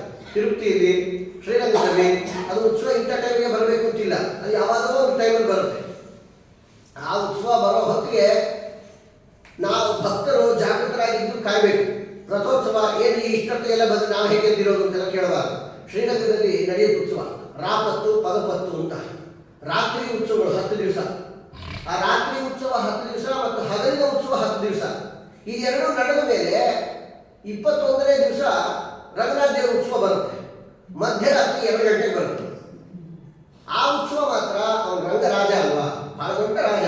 ತನ್ನ ಪ್ರಜಾಜನರೆಲ್ಲ 20 ದಿವಸದಿಂದ ನನ್ನ ಉತ್ಸವದಲ್ಲಿ ಭಾಗವಹಿಸಿದ್ದಾರೆ. ಎಲ್ಲ ಭಕ್ತರನ್ನು ಉದ್ಧಾರ ಮಾಡೋಣ ಮತ್ತು ನನ್ನ ಉತ್ಸವದಲ್ಲಿ ಭಾಗಿಗಳಾಗಿ ಯಾರ ಕೈ ಮುರಿದು ಕಾಲು ಮುರಿದು ಅವ್ರು ತುಳಿದ್ರು ಇವ್ರು ತುಳಿದ್ರು ಕಷ್ಟ ಆಯಿತು, ಜನಜಂಗುಳಿಯಲ್ಲಿ ಬದ್ದಾಟಗಳಾಯಿತು, ಆರೋಗ್ಯ ಕೆಟ್ಟು ಹೋಯಿತು. ಇಂತಹ ಅವ್ಯವಸ್ಥೆಗಳಾಗಿರಬಾರದು. ಅದು ನನ್ನ ಪ್ರಜಾಜನರನ್ನು ನೋಡ್ಕೊಂಡು ಬರ್ತೀನಿ ಅಂತ ಮಧ್ಯರಾತ್ರಿಯಲ್ಲಿ ದೇವರು ಬರ್ತಾರೆ. ಆವಾಗ ಮಾತ್ರ ಉತ್ಸವದಲ್ಲಿ ಡೋಲು ವಾದ್ಯಗಳು ಏನು ಸೈಲೆಂಟಾಗಿ ಬಂದು ಹೋಗ್ತದೆ. ರಾಜಬೀದಿ ಏನಿರುತ್ತೆ ಉತ್ಸವದ ಬೀದಿಗಳು ಎಲ್ಲೆಲ್ಲಿ ಆ ಉತ್ಸವ ನಡೆದಿರುತ್ತೋ ಆ ಪಕ್ಕದ ಬೀದಿಗಳಲ್ಲೇ ರಂಗನಾಥ ದೇವರು ಒಂದು ಪ್ರದಕ್ಷಿಣೆ ಹಾಕಿಕೊಂಡು ತನ್ನ ಮೂಲ ಸ್ಥಾನಕ್ಕೂ ಸೇರ್ಕೊಳ್ತಾರೆ. ಹಿಂಗೆ ಬರುವಂಥ ಭಗವಂತ ಬರೀ ದೀವಟಿಗೆ ಹಿಡ್ಕೊಂಡು ಸರ ಬರ್ತಾ ಇರ್ತಾರೆ. ರಂಗನಾಥನ ನಡೆದೇ ಅದ್ಭುತ. ಹೀಗೆ ಉತ್ಸವ ಬರೋ ಕಾಲಕ್ಕೆ ದೇವರು ಮಧ್ಯರಾತ್ರಿ 2 ಗಂಟೆಗೆ ಬಂದರೆ ಯಾವಾಗ ಎದ್ದು ಕೂತಿರ್ತಾರೆ ಅಂತ ಅನ್ನಬಾರದು. ಸಾವಿರಾರು ಎದ್ದು ಕೂತಿರ್ತಾರೆ. ಯಾಕೆಂದ್ರೆ ಆ ಊರಲ್ಲಿ ಇದ್ದವ್ರಿಗೆ ಗೊತ್ತಿರುತ್ತೆ ನಮ್ಮ ಸ್ವಾಮಿ ಇವತ್ತಿನ ದಿವಸ ಬರ್ತಾನೆ ಮಧ್ಯರಾತ್ರಿಯಲ್ಲಿ. ಯಾವ ಸದ್ದು ಗದ್ದಲ ಇದೆ, ಸೈಲೆಂಟಾಗಿ ಬಂದು ಹೋಗ್ಬಿಡ್ತಾನೆ. ಆ ಪರಮಾತ್ಮ ಅವನು ಹೋಗೋ ಕಾಲಕ್ಕೆ ಅವನ ವಸ್ತ್ರದಿಂದ ಹೊರಬಂದಂಥ ಗಾಳಿ ಅಂದರೆ ಎಲ್ಲರೂ ಪರಿಹಾರ. ಆ ರೀತಿ ಭಕ್ತರನ್ನು ಉದ್ಧಾರ ಮಾಡೋದಕ್ಕೋಸ್ಕರ ಅವನು ಬರ್ತಾನೆ. ಆ ಕಾಲಕ್ಕೂ ಭಕ್ತರು ಬಿಡೋದಿಲ್ಲ. ಅವನು ಬರ್ತಾನೆ ಅಂತ ತಿಳ್ಕೊಂಡು ಎಚ್ಚರದಿಂದಿದ್ದು ನಿದ್ದೆ ದಿನ 10 ಗಂಟೆಗೆ ನಿದ್ದೆ ಮಾಡುವಂಥ ಮಹಾನುಭಾವರು ಮಧ್ಯರಾತ್ರಿ 2 ಗಂಟೆಗೆ ಅಲಾರಾಮ್ ಇಟ್ಕೊಂಡು ಕೂತಿರ್ತಾರೆ. ಅಲ್ಲೇ ಪಂಚಾಯತ್ ಬಂದರೆ ಹಾಕಿರ್ತಾರೆ ಯಾವ್ಯಾವ ಬೀದಿಗೆ ಏನು ಟೈಮಿಗೆ ಬರ್ತಾನೆ ಅಂತ. ಆ ಪರ್ಫೆಕ್ಟ್ ಆಗಿ ಅದೇ ಟೈಮಿಗೆ ಬರುತ್ತೆ. ಆ ಉತ್ಸವ ಬರೋ ಹೊತ್ತಿಗೆ ಭಕ್ತರು ಮನೆ ಮುಂದೆ ಸಾರಿಸಿ ಕೂಡಿಸಿ ರಂಗೋಲಿ ಹಾಕಿ ಭವ್ಯವಾಗಿ ಪರಮಾತ್ಮನ ಸ್ವಾಗತ ಮಾಡ್ತಾರೆ. ದೇವರು ಬರೋ ಹೊತ್ತಿಗೆ ಭಕ್ತರು ಎದ್ದು ಕೂತಿರಬೇಕೆ ಹೊರತು ನಾವು ನಿದ್ದೆ ಮಾಡೋ ಹೊತ್ತಿಗೆ ಕೃಷ್ಣ ತಪ್ಪಿಸ್ಕೊಂಡು ಹೋದ, ಕಳ್ಳ, ಭಯಗ್ರಸ್ತ ಅಂತೆಲ್ಲ ಮಾತಾಡಿದ್ರೆ ವಿವೇಕ ಆಗ್ತದೆ. ಹಾಗಾಗಿ ಭಗವಂತ ಹೋದ ಅಂದ್ರೆ ಒಬ್ಬನೇ ಕೈ ತಪ್ಪಿಸ್ಕೊಂಡು ಹೋಗಲಿಲ್ಲ. ಇತರ ಕಷ್ಟ ವಿಶೇಷ ದೇವರೇ ಹಾವಾಗಿ ಬಂದಿದ್ರು. ಸಕಲ ದೇವತೆಗಳು ದುಂದುಬಿ ವಾದ್ಯಗಳನ್ನು ನುಡಿಸಿದ್ದಾರೆ. ಈ ರೀತಿ ಜನ್ಮಾದ್ಯಸ್ಯೇತೋ ಅನ್ವಯಾದಿತರಂತಶ್ಚ ಈ ಭಗವಂತ ಅಲ್ಲಿ ಹೋಗಿ ಹಾಲು ಮೊಸರುಗಳನ್ನೆಲ್ಲ ಕದ್ದ. ಅಂತ ಕದ್ದಂತಹ ಕೃಷ್ಣ ಏನೋ ಹಾಲು ಮೊಸರಿನ ಲೋಭದಿಂದ ಕದ್ದಿಲ್ಲ. ಕ್ಷೀರ ಸಮುದ್ರದಲ್ಲೇ ಮಲಗಿದ ಭಗವಂತನಿಗೆ ಈ ಪದಾರ್ಥದಿಂದ ಏನಾಗಬೇಕು, ಅರ್ಥೇಶ್ವಭಿಜ್ಞ, ತಾನು ಮಾಡೋ ಕೆಲಸ ಯಾತಕ್ಕೆ ಮಾಡ್ತಾ ಇದ್ದೀನಿ ಅನ್ನೋ ಪೂರ್ಣ ಮಾಹಿತಿ ಭಗವಂತನಿಗೆ. ಸ್ತ್ರೀನಾಮಪ್ಯಪಿ ಮೋಕ್ಷತಃ, ಅನೇಕ ಹೆಣ್ಣುಮಕ್ಕಳೆಲ್ಲ ಮೋಕ್ಷ ಕೊಡಬೇಕಾಗಿದೆ. ಯಾರ್ಯಾರ ಪುಣ್ಯ ಪೂರ್ತಿಯಾಗಿದೆ ಅಂಥವರ ಮನೆಯಲ್ಲಿ ಹೋಗಿ ಹಾಲು ಮೊಸರುಗಳನ್ನು ಕದ್ದು ತಿಂತಿದ್ದ. ಅವರಾಗಿ ಕೊಟ್ಟರೆ ತುಂಬ ಸಂತೋಷ, ಕೊಡಲಿಲ್ಲ ಅಂದ್ರೂ ಹಾಲು ಮೊಸರು ಕದ್ದು ತಿಂತಿದ್ದ. ಸಂತೋಷದಿಂದ ಕೊಟ್ಟರೆ ಉದ್ಧಾರ ಮಾಡ್ತಿದ್ದ, ಸಂತೋಷದಿಂದ ಕೊಡಲಿಲ್ಲ ಅಂದರೆ ಹಾಲು ಮೊಸರುಗಳ ರೂಪದಲ್ಲಿ ಅವರು ಪುಣ್ಯವನ್ನು ಅಪಹರಣ ಮಾಡ್ಕೊಂಡು ಹೋಗ್ತಿದ್ದ ಭಗವಂತ. ಇದೆಲ್ಲ ತಿಳಿದು ಮಾಡ್ತಿದ್ದ. ಅರ್ಥೇಶ್ವಭಿಜ್ಞ. ಇಂಥ ಕೃಷ್ಣನನ್ನು ಕಟ್ಟಾಕಬೇಕು ಅಂತ ಬೇಕಾದ ಪ್ರಯತ್ನ ಪಟ್ಟರು. ಆದರೆ ಸ್ವರಾಟ್ ಸ್ವತಂತ್ರ ಕಟ್ಟಕ್ಕೆ ಯಾರಿಗೂ ಆಗಲಿಲ್ಲ. ಇಂಥ ಭಗವಂತ ಅರ್ಥೇಶ್ವಭಿಜ್ಞ ಸ್ವರಾಟೇನೇ ಬ್ರಹ್ಮ ಹೃದಯ ಆದಿ ಕವಯೇ. ನೋಡ್ರಿ, ಕವಿ ಅನ್ನೋ ಶಬ್ದಕ್ಕೆ ಶುಕ್ರಾಚಾರ ಅಂತ ಅರ್ಥ. ಕವಿ ಅಂತಂದ್ರೆ ಶುಕ್ರಾಚಾರ್ಯ, ಆದಿಕವಿ ಅಂತಂದ್ರೆ ಬೃಹಸ್ಪತ್ಯಾಚಾರ್ಯ. ಆದಿಕವಿ ಅಂತ ಅವನ್ನ ಕರೀತಾರೆ. ಆದಿಕವಿ ಅಂತಂದ್ರೆ ಬೃಹಸ್ಪತ್ಯಾಚಾರ್ಯರು, ಅವರದ್ದೇ ಅವತಾರ ಉದ್ಧವ. ಈ ಉದ್ಧವನಿಗೆ ತೇನೇ ಬ್ರಹ್ಮ, ಬಹಳ ಬೃಹತ್ತಾದಂತಹ ಭಗವದ್ಗೀತೆಯ ಸರ್ವಾಂಶಗಳನ್ನು ಒಳಗೊಂಡಂತಹ ಗೀತೆಯನ್ನ ಉಪದೇಶ ಮಾಡಿದ. ತೇನೇ ಬ್ರಹ್ಮ ಹೃದಯ ಆದಿ ಅಂತ ಪ್ರೀತಿಯಿಂದ ಉಪದೇಶ ಮಾಡಿದ. ಆದಿ ಕವಯೇ ಮುಹ್ಯಂತಿ ಮುಸೂರಯ, ಇಷ್ಟೆಲ್ಲ ಮಾಡಿದ್ರು. ಕೃಷ್ಣನನ್ನ ಜಾಲ, ಚೋರ, ನವನೀತ ಚೋರ, ಹೆಣ್ಣುಮಕ್ಕಳನ್ನೆಲ್ಲ ಅಪಹರಣ ಮಾಡಿದ, ಮಾನ ಕದ್ದ, ಸೀರೆ ಕದ್ದ, ಹುಚ್ಚುಚ್ಚಂಗೆ ಪರಮಾತ್ಮನ ಬಗ್ಗೆ ಅಪಾರ್ಥವನ್ನು ಮಾಡಿಕೊಂಡವರೇ ಬಹಳ. ಮುಖ್ಯಂತಿ ಮುಸೂರಯ. ಇಂಥ ಸ್ವಾಮಿ ತೇಜೋ ವಾರಿಮೃದಾಂ ಯಥಾ ವಿನಿಮಯ, ಇದು ಮೂರನ್ನು ಸೃಷ್ಟಿ ಮಾಡಿ ತೋರಿಸಿದ. ತೇಜಸ್ಸಿನ ಸೃಷ್ಟಿ ಅಂದರೆ ಅಗ್ನಿ, ಕಾಡ್ಗಿಚ್ಚನಿಗೆ 2 ಸಲ ನಮ್ಮ ಸ್ವಾಮಿ ನುಂಗಿ ತೋರಿಸಿದ್ದಾನೆ ಅಗ್ನಿಯ ಸೃಷ್ಟಿ. ನೀರು ಗೋವರ್ಧನ ಪರ್ವತವನ್ನು ಎತ್ತಿ ಹಿಡಿದು 7 ದಿವಸ ಧಾರಾಕಾರ ಮನಸ್ಸನ್ನು ಹೊರಮಾಡ ಪರಮಾತ್ಮ ಮಾಡಿದಂತಹ ಸೃಷ್ಟಿ. ಇನ್ನು ಮಣ್ಣು, ಬಾಯಲ್ಲಿ ಮಣ್ಣು ತಿಂದು ಬ್ರಹ್ಮಾಂಡವನ್ನೇ ಸೃಷ್ಟಿ ಮಾಡಿ ತೋರಿಸ್ದ. ತೇಜೋ ವಾರಿಮೃದಾಂ ಯಥಾ ವಿನಿಮಯೋ ಯತ್ರ ತ್ರಿಸರ್ಗೋ ವೃಷ. ಭಗವಂತನಿಗೆ ಏನಿದೆ ಪ್ರಯೋಜನ ಇಲ್ಲ. ಇದನ್ನು ಹಾಗೆ ಹೇಳಿ ಕೇಳಿ ಹೊಗಳಿದಂತಹ ಸಜ್ಜನರು ಉದ್ಧಾರ ಆಗಲಿಲ್ಲ.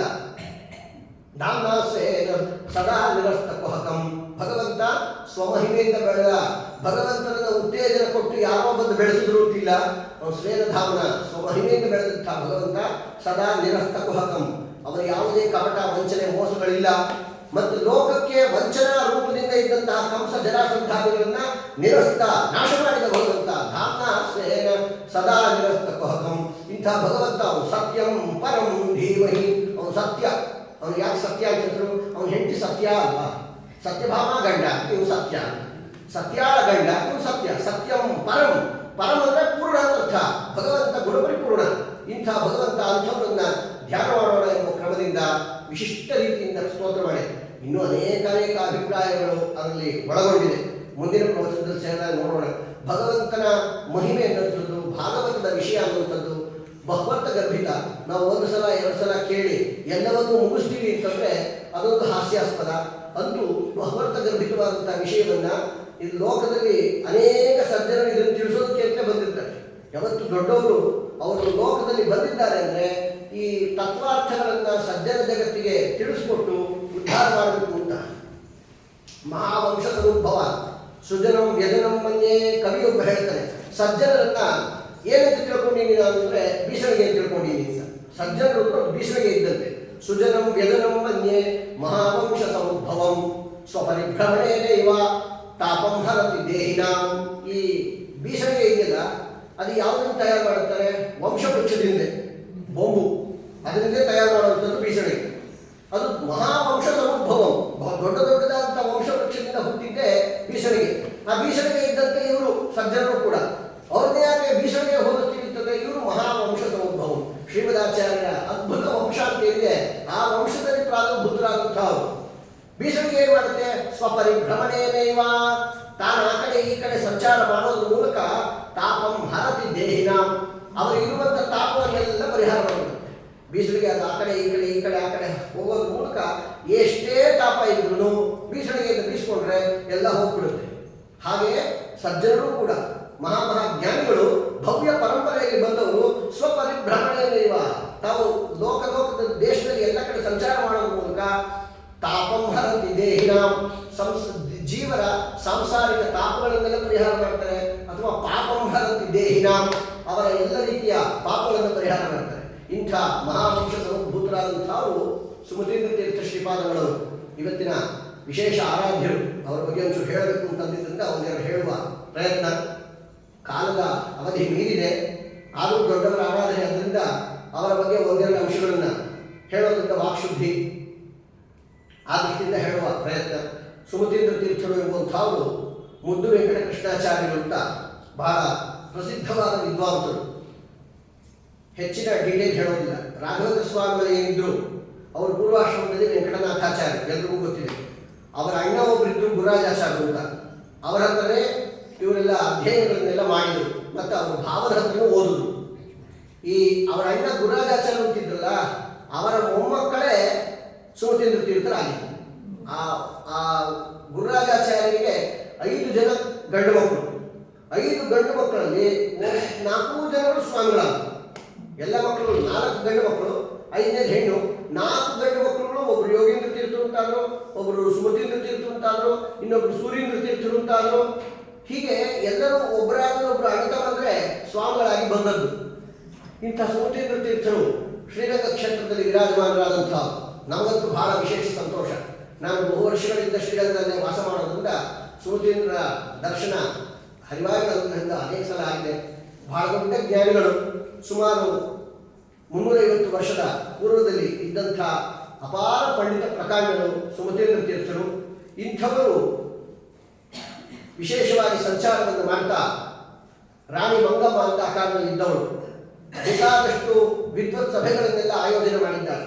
ಈ ಶಿವಾಜಿ ಮಹಾರಾಜ ಅಂತ ಏನಿದ್ದಾನೆ, ಅವರ ತಮ್ಮನ ವಿಶೇಷ ಪೋಷಣೆಯಲ್ಲಿ ಬೆಳೆದಂಥವರು ಈ ಮುದ್ದು ವೆಂಕಟಕೃಷ್ಣಾಚಾರ್ಯರು. ಗೌತಮ ಗೋತ್ರದಲ್ಲಿ ಬಂದಂತಹ ಅದ್ಭುತ ತೇಜಸ್ವಿಗಳು, ಬಾಲ್ಯದಿಂದಲೇ ಅಪಾರ ಪಾಂಡಿತ್ಯ.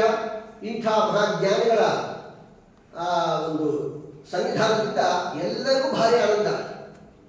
ಆ ಕಾಲದಲ್ಲಿ ರಾಣಿ ಮಂಗಮ್ಮ ಎನ್ನುವಂಥವಳು ಅದ್ಭುತವಾದ ತ್ರಿಮತಸ್ಥ ವಿದ್ವಾಂಸರ ಸಭೆಯನ್ನು ಆಯೋಜನೆ ಮಾಡಿದರು. ತ್ರಿಮತಸ್ಥರು ಮಾತ್ರ ಅಲ್ಲ, ಎಲ್ಲ ಮಠಸ್ಥರು ತತ್ತನ್ ಮತಗಳಲ್ಲಿ ಎಷ್ಟೆಷ್ಟು ಮಠಗಳಿದ್ದಾವೋ ಎಲ್ಲ ಸ್ವಾಮಿಗಳು ಬರಬೇಕು.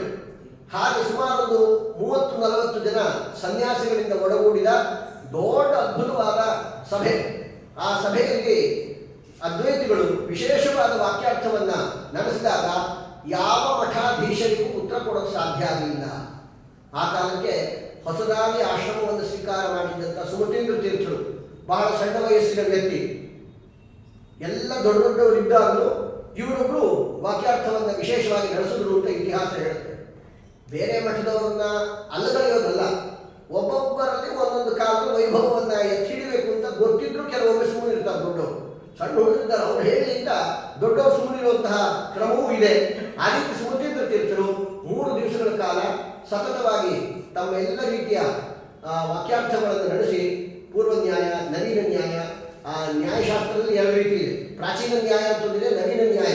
ಎರಡೂ ರೀತಿಯ ನ್ಯಾಯಶಾಸ್ತ್ರಗಳನ್ನು ಅನುಸರಿಸಿ ಪರವಾದಿಗಳನ್ನು ನಿಗ್ರಹ ಮಾಡಿದಂಥ ಮಹಾನುಭಾವರು ಅರಣ್ಯ ಎಂಬಂತಹ ರಾಜ್ಯಕ್ಕೆ ಅಲ್ಲಿ ಬಂದಾಗ, ಆರ್ಮಿ ಪ್ರದೇಶಕ್ಕೆ ಬಂದಾಗ ಅಲ್ಲೆಲ್ಲ ಬೇಕಾದಷ್ಟು ಅವರಿಗೆ ಗೌರವ ಆದರಗಳನ್ನು ಮಾಡಿದ್ದನ್ನು ನೋಡಿದ ಅಲ್ಲಿಯ ಪ್ರಧಾನ ವ್ಯಕ್ತಿ ಸುಭಾನುರಾಯ ಅಂತ.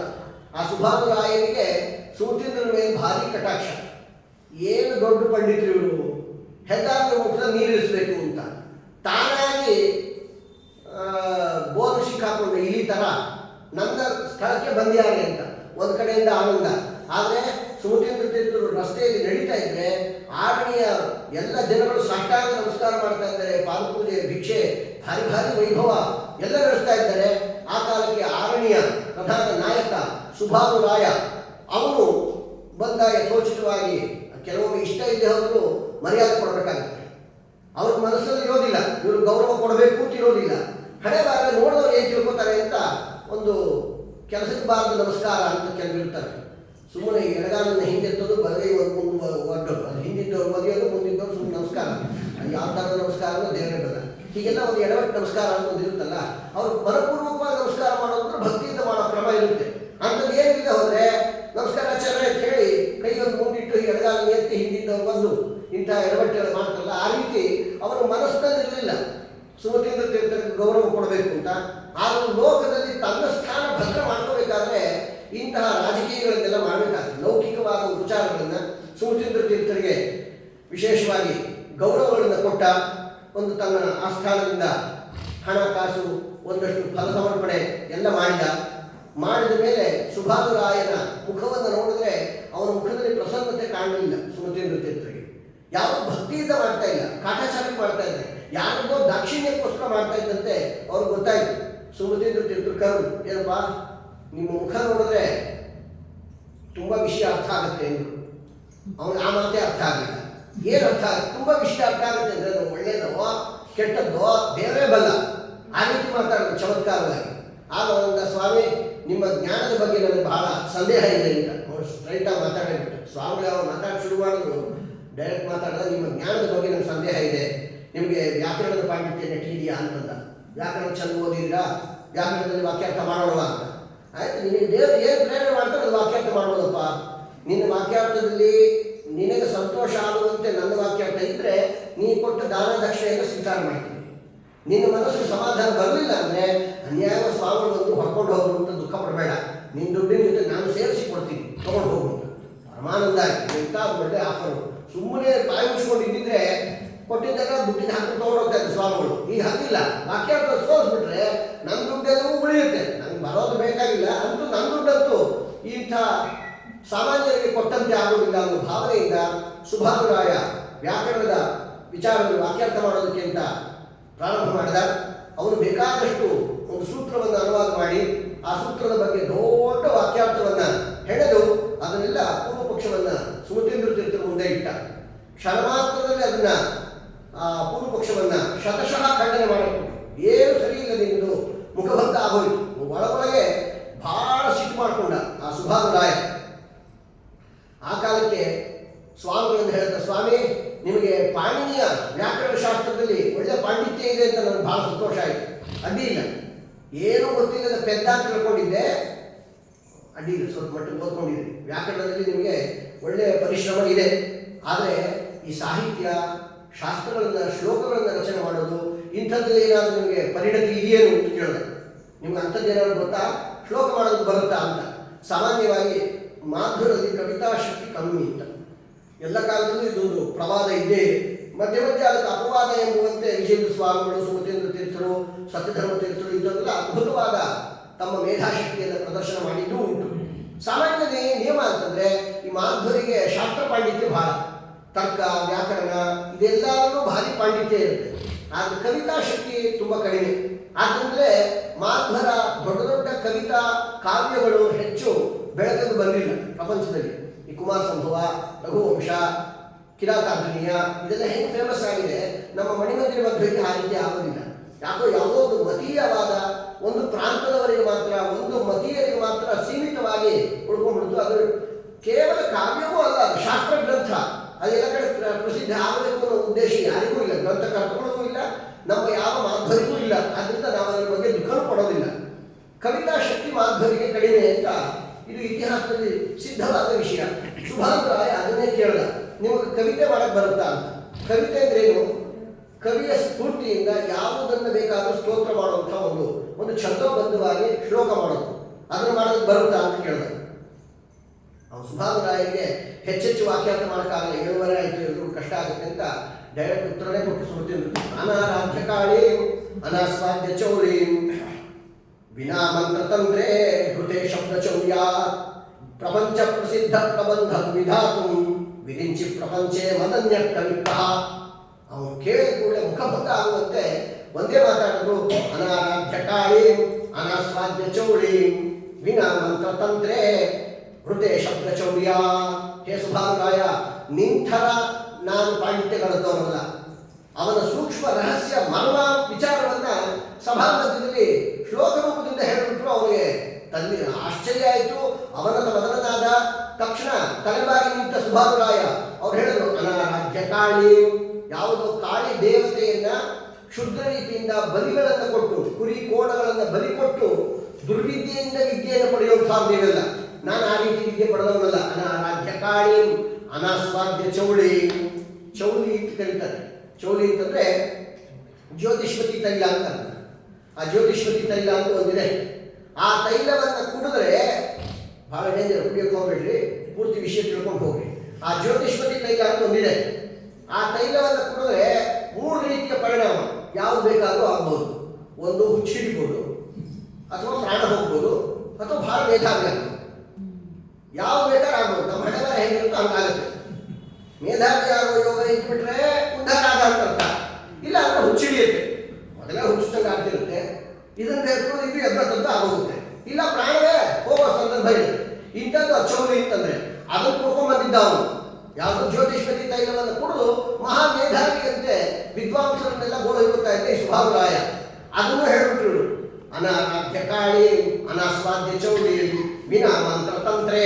ಯಾವುದೋ ಮಂತ್ರ ತಂತ್ರ ಯಂತ್ರ ಇಂಥದ್ದನ್ನೆಲ್ಲ ಅಭಿಚಾರಿಕ ಕೃತ್ಯಗಳನ್ನೆಲ್ಲ ಮಾಡಿ ದುರ್ಮಾರ್ಗದಿಂದ ವಿದ್ಯೆಯನ್ನು ಪಡೆದವರು ನಾವಲ್ಲ. ಪ್ರಬಂಧಂ ವಿಧಾತು ಪ್ರಪಂಚ ಪ್ರಸಿದ್ಧಂ ಪ್ರಬಂಧಂ ವಿಧಾತು ವಿರಿಂಚಿ ಪ್ರಪಂಚೇ ಮದನ್ಯ ಕವಿಕ. ಪ್ರಪಂಚ ಪ್ರಸಿದ್ಧವಾದಂತಹ ಅದ್ಭುತ ಪ್ರಬಂಧವನ್ನು ರಚನೆ ಮಾಡೋದಕ್ಕೆ ನನ್ನನ್ನು ಬಿಟ್ಟು ಈ ಬ್ರಹ್ಮದೇವ ಸೃಷ್ಟಿ ಮಾಡಿದ ಪ್ರಪಂಚದಲ್ಲಿ ಯಾವ ಕವಿ ಇದ್ದಾನೋ ಹೇಳಿ ನೋಡೋಣ. ನೀನೆಲ್ಲ ಇದ್ದಿ ಅಂತಂದ್ರೆ ಯಾವ್ಯಾವ ದುರ್ಮಾರ್ಗದಿಂದ 4 ಅಕ್ಷರ ವಿದ್ಯೆ ಪಡೆದವನೇ ಹೊರತು ಸರಿಯಾದ ರೀತಿಯ ಗುರು ಶುಶ್ರೂಷೆಯಿಂದ ಪ್ರಾಮಾಣಿಕವಾದ ವಿದ್ಯೆ ಪಡೆದವನಲ್ಲ ನೀನು. ಹಂಗಿದ್ರೆ ಯೋಗ್ಯತೆ ಇದ್ದರೆ ಮಾತಾಡು, ಶ್ಲೋಕ ಹೇಳಲಿ ಇರಲೇ ಅಂತ ಕೇಳಿದ ಕಳೆದ ಕೂಡಲೇ ಗರ ಬೆಳೆದವನಂತೆ ನಿಂತುಬಿಟ್ಟ, ಮಂತ್ರಮುಗ್ಧನಂತೆ. ಹಾಗೆ ಒಂದು ಮುಹೂರ್ತ ಕಾಲ ಮಾತನ್ನೇ ಆಡದೆ ಆ ಪಂಡಿತ ಸುಭಾಂತರಾಯ ಬಾಯಿ ಮುಚ್ಚಿಕೊಂಡಿದ್ದ. ಇವರ ಪಾಂಡಿತ್ಯದ ಮುಂದೆ ನನಗೆ ಏನು ನಡೆಯೋದಿಲ್ಲ ಅನ್ನೋದು ಸುಸ್ಪಷ್ಟ ಆಯಿತು. ಸಾಷ್ಟಾಂಗ ನಮಸ್ಕಾರವನ್ನು ಮಾಡಿದ. ಸ್ವಾಮಿ, ನನ್ನನ್ನು ಕ್ಷಮ ಮಾಡ್ರಿ, ದೊಡ್ಡವರು ಅವರ ತೇಜಸ್ಸನ್ನು ನಾವು ಅರ್ಥ ಮಾಡ್ಕೊಳ್ಳಿಲ್ಲ. ಏನು ವಯಸ್ಸಲ್ಲಿ ಕೆಲವೊಮ್ಮೆ ಚಿಕ್ಕವರು ಇರ್ತಾರೆ, ವಯಸ್ಸಲ್ಲಿ ಚಿಕ್ಕವರಿದ್ರು ಅಥವಾ ಇನ್ನೇನೋ ಒಂದು ದೋಷ ಇತ್ತು, ತಾವತ ಅವ್ರು ಕೆಲಸಕ್ಕೆ ಬಾರದಿದ್ದವರು ಅಂತ ನಾವು ತಿರಸ್ಕಾರ ಮಾಡಬಾರ್ದು. ನನಗೊಂದು ಅಜ್ಞಾನ ಇತ್ತು, ನನ್ನಷ್ಟು ಪಾಂಡಿತ್ಯ ಇನ್ಯಾರಿಗೂ ಇಲ್ಲ ಅಂತ ನೀವು ನನ್ನ ರಹಸ್ಯಗಳನ್ನೆಲ್ಲ ಬಿಚ್ಚಿಟ್ಟಿದ್ದೀರಿ. ನಾನು ನಿಮ್ಮ ಮುಂದೆ ಶರಣಾಗತರಾಗಿದ್ದೀನಿ, ಉದ್ಧಾರ ಮಾಡ್ರಿ ಅಂತ ವಿನಯದಿಂದ ಬೇಡಿ ನಿಮ್ಮ ಶಿಷ್ಯ ಅಂತ ಮಾಡ್ಕೊಳ್ರಿ ಅಂತ. ಆಗಲೇ ಒಂದು ಹೇಳ್ತಾನೆ, ಪ್ರತಿಮತ ಮುದರಂ ಭರಯೋ ಯತಯೋ ವಹವೋ ಹಂತ ವರ್ತಂತಾಂ ಸುಮತಿಮತೆ ವಿತತಮತೆ ಭವತಾ ಸಮತಾಂ ಕಪ್ಪುಮಾನ್ಯೇತ. ಹೇ ಸ್ವಾಮಿ, ನಾವು ಚೈತೀರ್ಥರ ಬಗ್ಗೆನೂ ವ್ಯಾಸರಾಜರ ಬಗ್ಗೆನೂ ಇಂಥ ಮಾತು ಕೇಳ್ತೀವಲ್ಲ. ಕಾಶಿಯಿಂದ ಬಂದ ಪಂಡಿತ ನನ್ನೆದುರು ನಿಂತು ವಾಕ್ಯಾರ್ಥ ಮಾಡುವಂತಹ ನವೀನ ವ್ಯಾಸೇನ ಅಂತ ಏನು ಮಾತಾಡಿದ್ರಲ್ಲ, ಅದೇ ಥರದ ಮಾತು ಇದ್ರು ಮಾಡ್ತಾನೆ.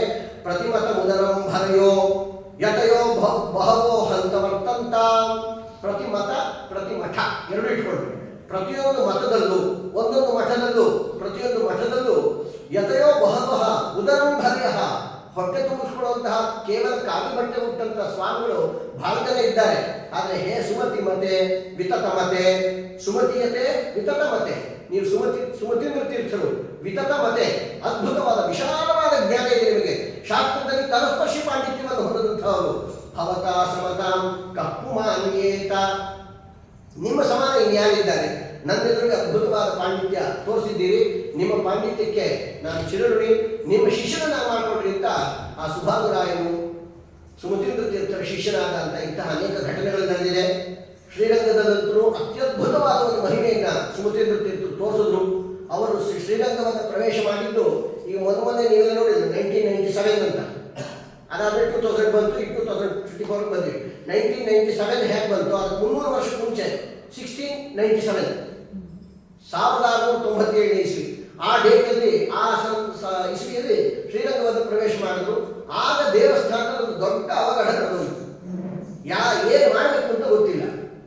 ರಂಗನಾಥನ ಪೂಜೆ ನಿಂತು ಹೋಗಿತ್ತು. ಪೂಜೆ ನಡೀತಿತ್ತು, ಆದರೆ ದೇವಸ್ಥಾನಕ್ಕೆ ಜನಗಳು ಬರೋದು ಹೋಗೋದು ನಿಂತು ಹೋಗಿತ್ತು. ರಂಗನಾಥ ದೇವರ ಪ್ರತಿಮೆ ನೋಡಿದ್ರೆ ಪಿಶಾಚಿ ನೋಡಿದಂಗೆ ಆಗ್ತಿತ್ತು.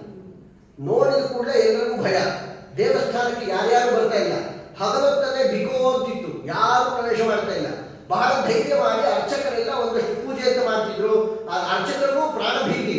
ಒಂದು ಕ್ಷಣ ಅಲ್ಲಿ ನಿಲ್ಲಕ್ಕಾಗ್ತಿರ್ಲಿಲ್ಲ. ಅವಸರ ಪೂಜೆ ಮಾಡ್ಕೊಂಡು ಓಡ್ ಹೋಗ್ತಾ ಇದ್ರು. ಅಲ್ಲೆಲ್ಲ ದಿನ ದೊಡ್ಡ ದೊಡ್ಡ ದೇವಸ್ಥಾನಗಳಲ್ಲಿ ವಿಧಾನ ಪ್ರಕಾರ ಅಲ್ಲಲ್ಲಿ ಬಲಿಗಳನ್ನೆಲ್ಲ ಹಾಕಬೇಕು, ಆ ಪೂಜೆಗಳು ನಡೀಲೇಬೇಕು. ಅದು ಮಾಡ್ತಿದ್ರು, ಓಡ್ ಹೋಗ್ತಿದ್ರು. ದೇವರ ಮುಖದಲ್ಲಿ ಕೆಟ್ಟ ಸುಡುಗಾಡ ಕಳೆ ಪಿಶಾಚಿ ಅಂತ ಕಾಣ್ತಾ ಇದ್ದ ರಂಗನಾಥ ದೇವರು. ಬಹಳ ಭಯ ಆಗೋದು. ಏನು ನಡೀತಾ ಇದೆ ಅಂತ ಗೊತ್ತಿಲ್ಲ. ಏನೇನೆಲ್ಲ ಪ್ರಯತ್ನಗಳನ್ನು ಪಟ್ಟರು ಗೊತ್ತಾಗಲಿಲ್ಲ. ಆಗ ಅಯ್ಯಂಗಾರಗಳು, ಅದ್ವೈತಿಗಳು ಪ್ರತಿಯೊಬ್ಬರು ಸೇರಿ ನಿರ್ಣಯ ಮಾಡಿದ್ರು. ಯಾರೋ ಒಬ್ಬ ಮಾಧ್ವಯತಿಗಳು ಮಂತ್ರಾಲಯ ಪ್ರಭುಗಳ ಪರಂಪರೆಯಲ್ಲಿ ಬಂದಂತಹ ಜ್ಞಾನಿಗಳು ಸುಮತೀಂದ್ರ ತೀರ್ಥರು ಬಂದಿದ್ದಾರೆ. ಭಾರಿ ಮಹಾ ಮಹಿಮೋಪೇತರು ಅಂತ ಎಲ್ಲ ಕಡೆ ಪ್ರಸಿದ್ಧಿ. ಅವರನ್ನು ಶರಣಾಗತರಾಗಿ ಏನಾದ್ರು ಒಳ್ಳೇದಾಗಬಹುದು ನೋಡ್ರಿ ಅಂತ ಎಲ್ಲರೂ ಓಡ್ ಬಂದ್ರು. ಸ್ವಾಮಿ ಏನಾದರೂ ಮಾಡ್ರಿ, ಏನೋ ಅನಾಹುತ ನಡೀತಾ ಇದೆ. ರಂಗನಾಥ ದೇವಸ್ಥಾನಕ್ಕೆ ಯಾರ್ಯಾರು ಜನರು ಬರ್ತಾ ಇಲ್ಲ, ನಮಗೂ ಹೋಗಕ್ಕೆ ಸಾಧ್ಯ ಆಗ್ತಾ ಇಲ್ಲ. ಇಷ್ಟು ಘೋರ ರೂಪ ಕಾಣಿಸ್ತಾ ಇದೆ. ತಕ್ಷಣ ಸುಮತೀಂದ್ರ ತೀರ್ಥರು ಜ್ಞಾನ ದೃಷ್ಟಿಯಿಂದ ನೋಡಿದ್ರು. ಏನು ಕೆಲಸ ಮಾಡಿದ್ರಪ್ಪ, 48ನೇ ದಿವಸ ಇವತ್ತು ಯಾರೋ ಒಬ್ಬ ಮಂತ್ರವಾದಿ ಆಭಿಚಾರಿಕ ಕೃತ್ಯವನ್ನು ಮಾಡಿ ರಂಗನಾಥ ದೇವರ ಕಳಾಕರ್ಷಣೆ ಮಾಡಿದ್ದಾರೆ. ಆ ರಂಗನಾಥ ದೇವರ ಮುಖದಲ್ಲಿದ್ದಂಥ ಎಲ್ಲ ಕಳೆಯನ್ನ ಆಕರ್ಷಣೆ ಮಾಡಿ ಒಂದು ಕೊಡದ ನೀರಲ್ಲಿ ಆವಾಹನೆ ಮಾಡ್ತಾ ಇದ್ದಾರೆ.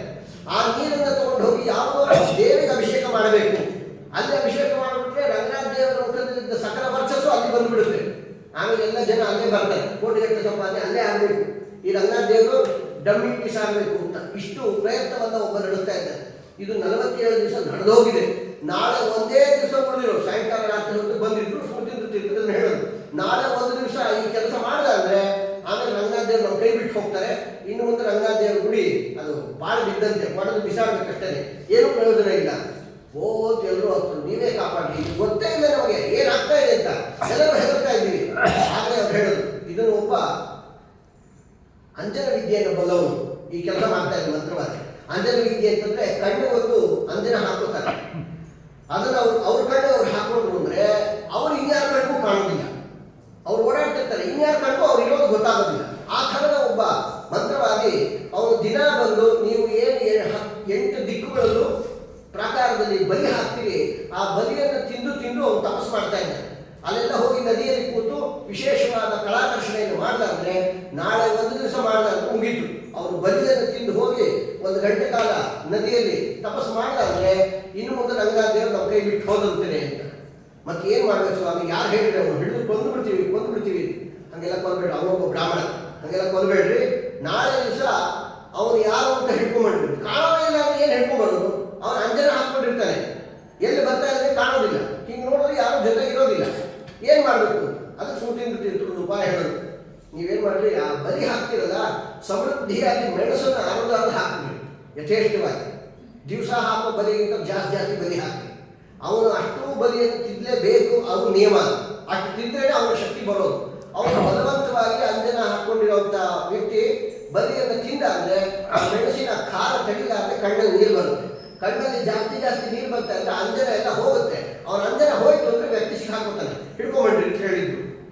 ಅಯ್ಯಂಗಾರ ಕೇಳೋದಕ್ಕ ಪುಳಿಯೋಗರಿಗೋಸ್ಕರ ಬೇಕಾದಷ್ಟು ಮೆಣಸು ಇಟ್ಕೊಂಡಿದ್ರು.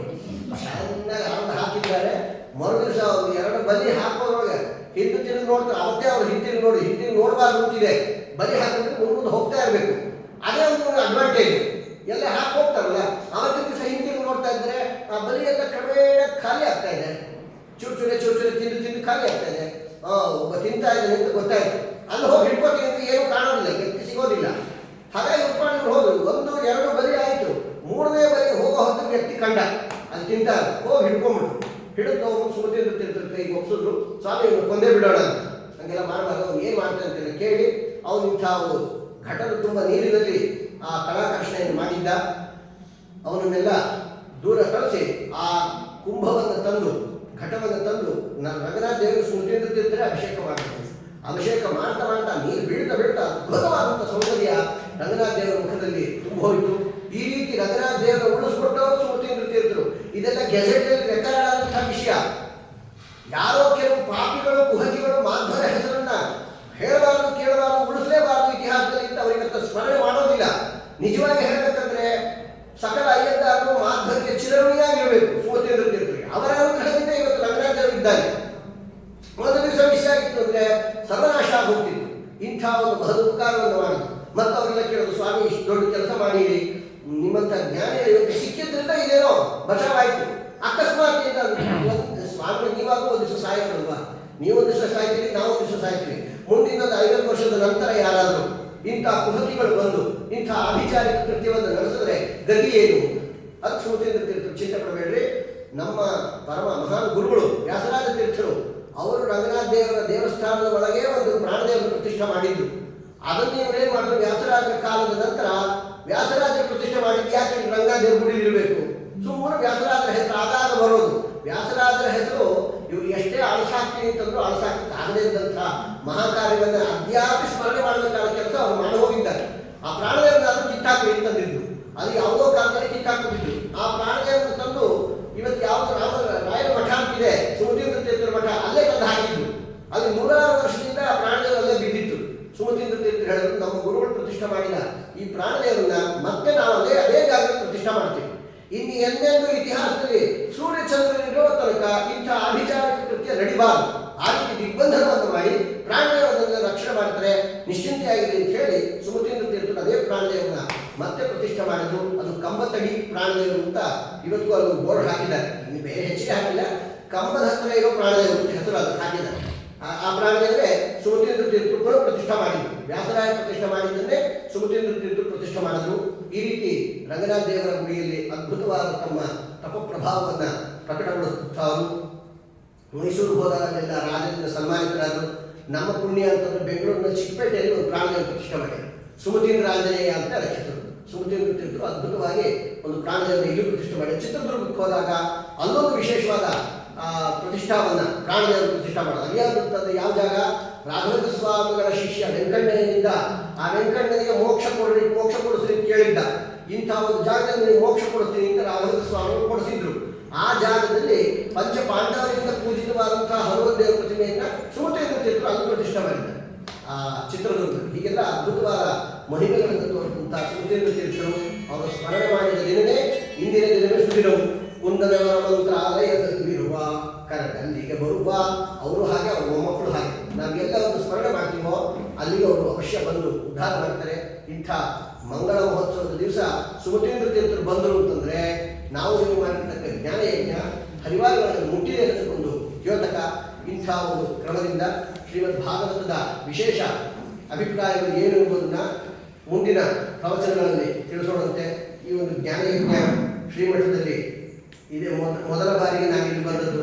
ನಿಮ್ಮ ಯಾರಿಗೂ ನನ್ನ ಪರಿಚಯ ಇಲ್ಲ, ನನಗೂ ನಿಮ್ಮ ಯಾರ ಪರಿಚಯವೂ ಇಲ್ಲ.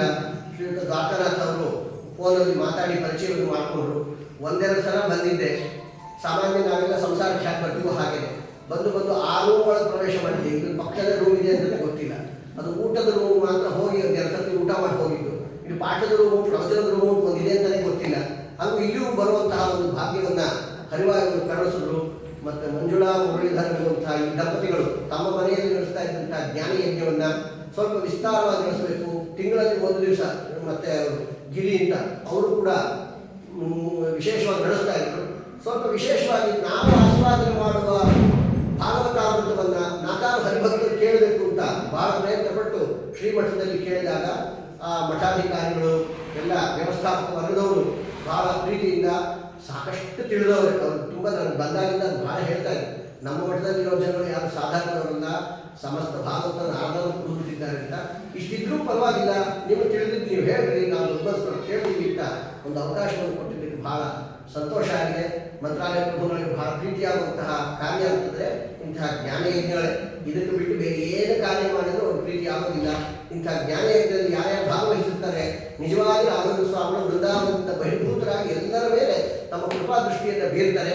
ಅಂಥ ಒಂದು ಸದವಕಾಶವನ್ನು ಮಾಡಿಕೊಟ್ಟಂಥ ಈ ಪದಾಧಿಕಾರಿಗಳೆಲ್ಲರಿಗೂ ವಿಶೇಷವಾದ ಧನ್ಯವಾದಗಳನ್ನು ಮತ್ತು ಶ್ರೋತೃವರ್ಗವಾಗಿ ಬಹಳ ಜನ ಸೇರಿದ್ದೀರಿ. ನಿಮ್ಮೆಲ್ಲರಿಗೂ ನಾನಾ ರೀತಿಯ ಸುಖ ಸಂಪತ್ತುಗಳನ್ನು ಈ ದೀಪಾವಳಿ, ಇದು ಜ್ಞಾನದ ದೀಪಾವಳಿ, ಆ ಜ್ಞಾನ ವಿಶೇಷವಾಗಿ ತತ್ವಜ್ಞಾನ ಎನ್ನುವಂತಹ ಜ್ಞಾನ ದೀಪವನ್ನು ಎಲ್ಲರ ಹೃದಯದಲ್ಲಿ ಹರಿವಾಯುಗಳು ಹಿತೋಪೇಕ್ಷವಾಗಿ ಬೆಳೆಸಲಿ ಎಂದು ಪ್ರಾರ್ಥನೆ ಮಾಡ್ತಾ ಈ ವಾಪುಷ್ಪವನ್ನು ಅಸ್ಮಗುರುವಂತಹ ರಾಘವೇಂದ್ರ ಸುಮದೇಂದ್ರ ತೀರ್ಥಗುರುವಂತಹ ರಾಘವೇಂದ್ರ ತೀರ್ಥಗುರುವಂತಹ ಭಾರತೀಯ ಮುಖ್ಯ ಪ್ರಾಣಾಂತರ ಲಕ್ಷ್ಮೀ ವೇದವ್ಯಾಸ ದೇವರ ಪದಾರ್ಥಗಳಲ್ಲಿ ಅರ್ಪಣೆ ಮಾಡೋಣ.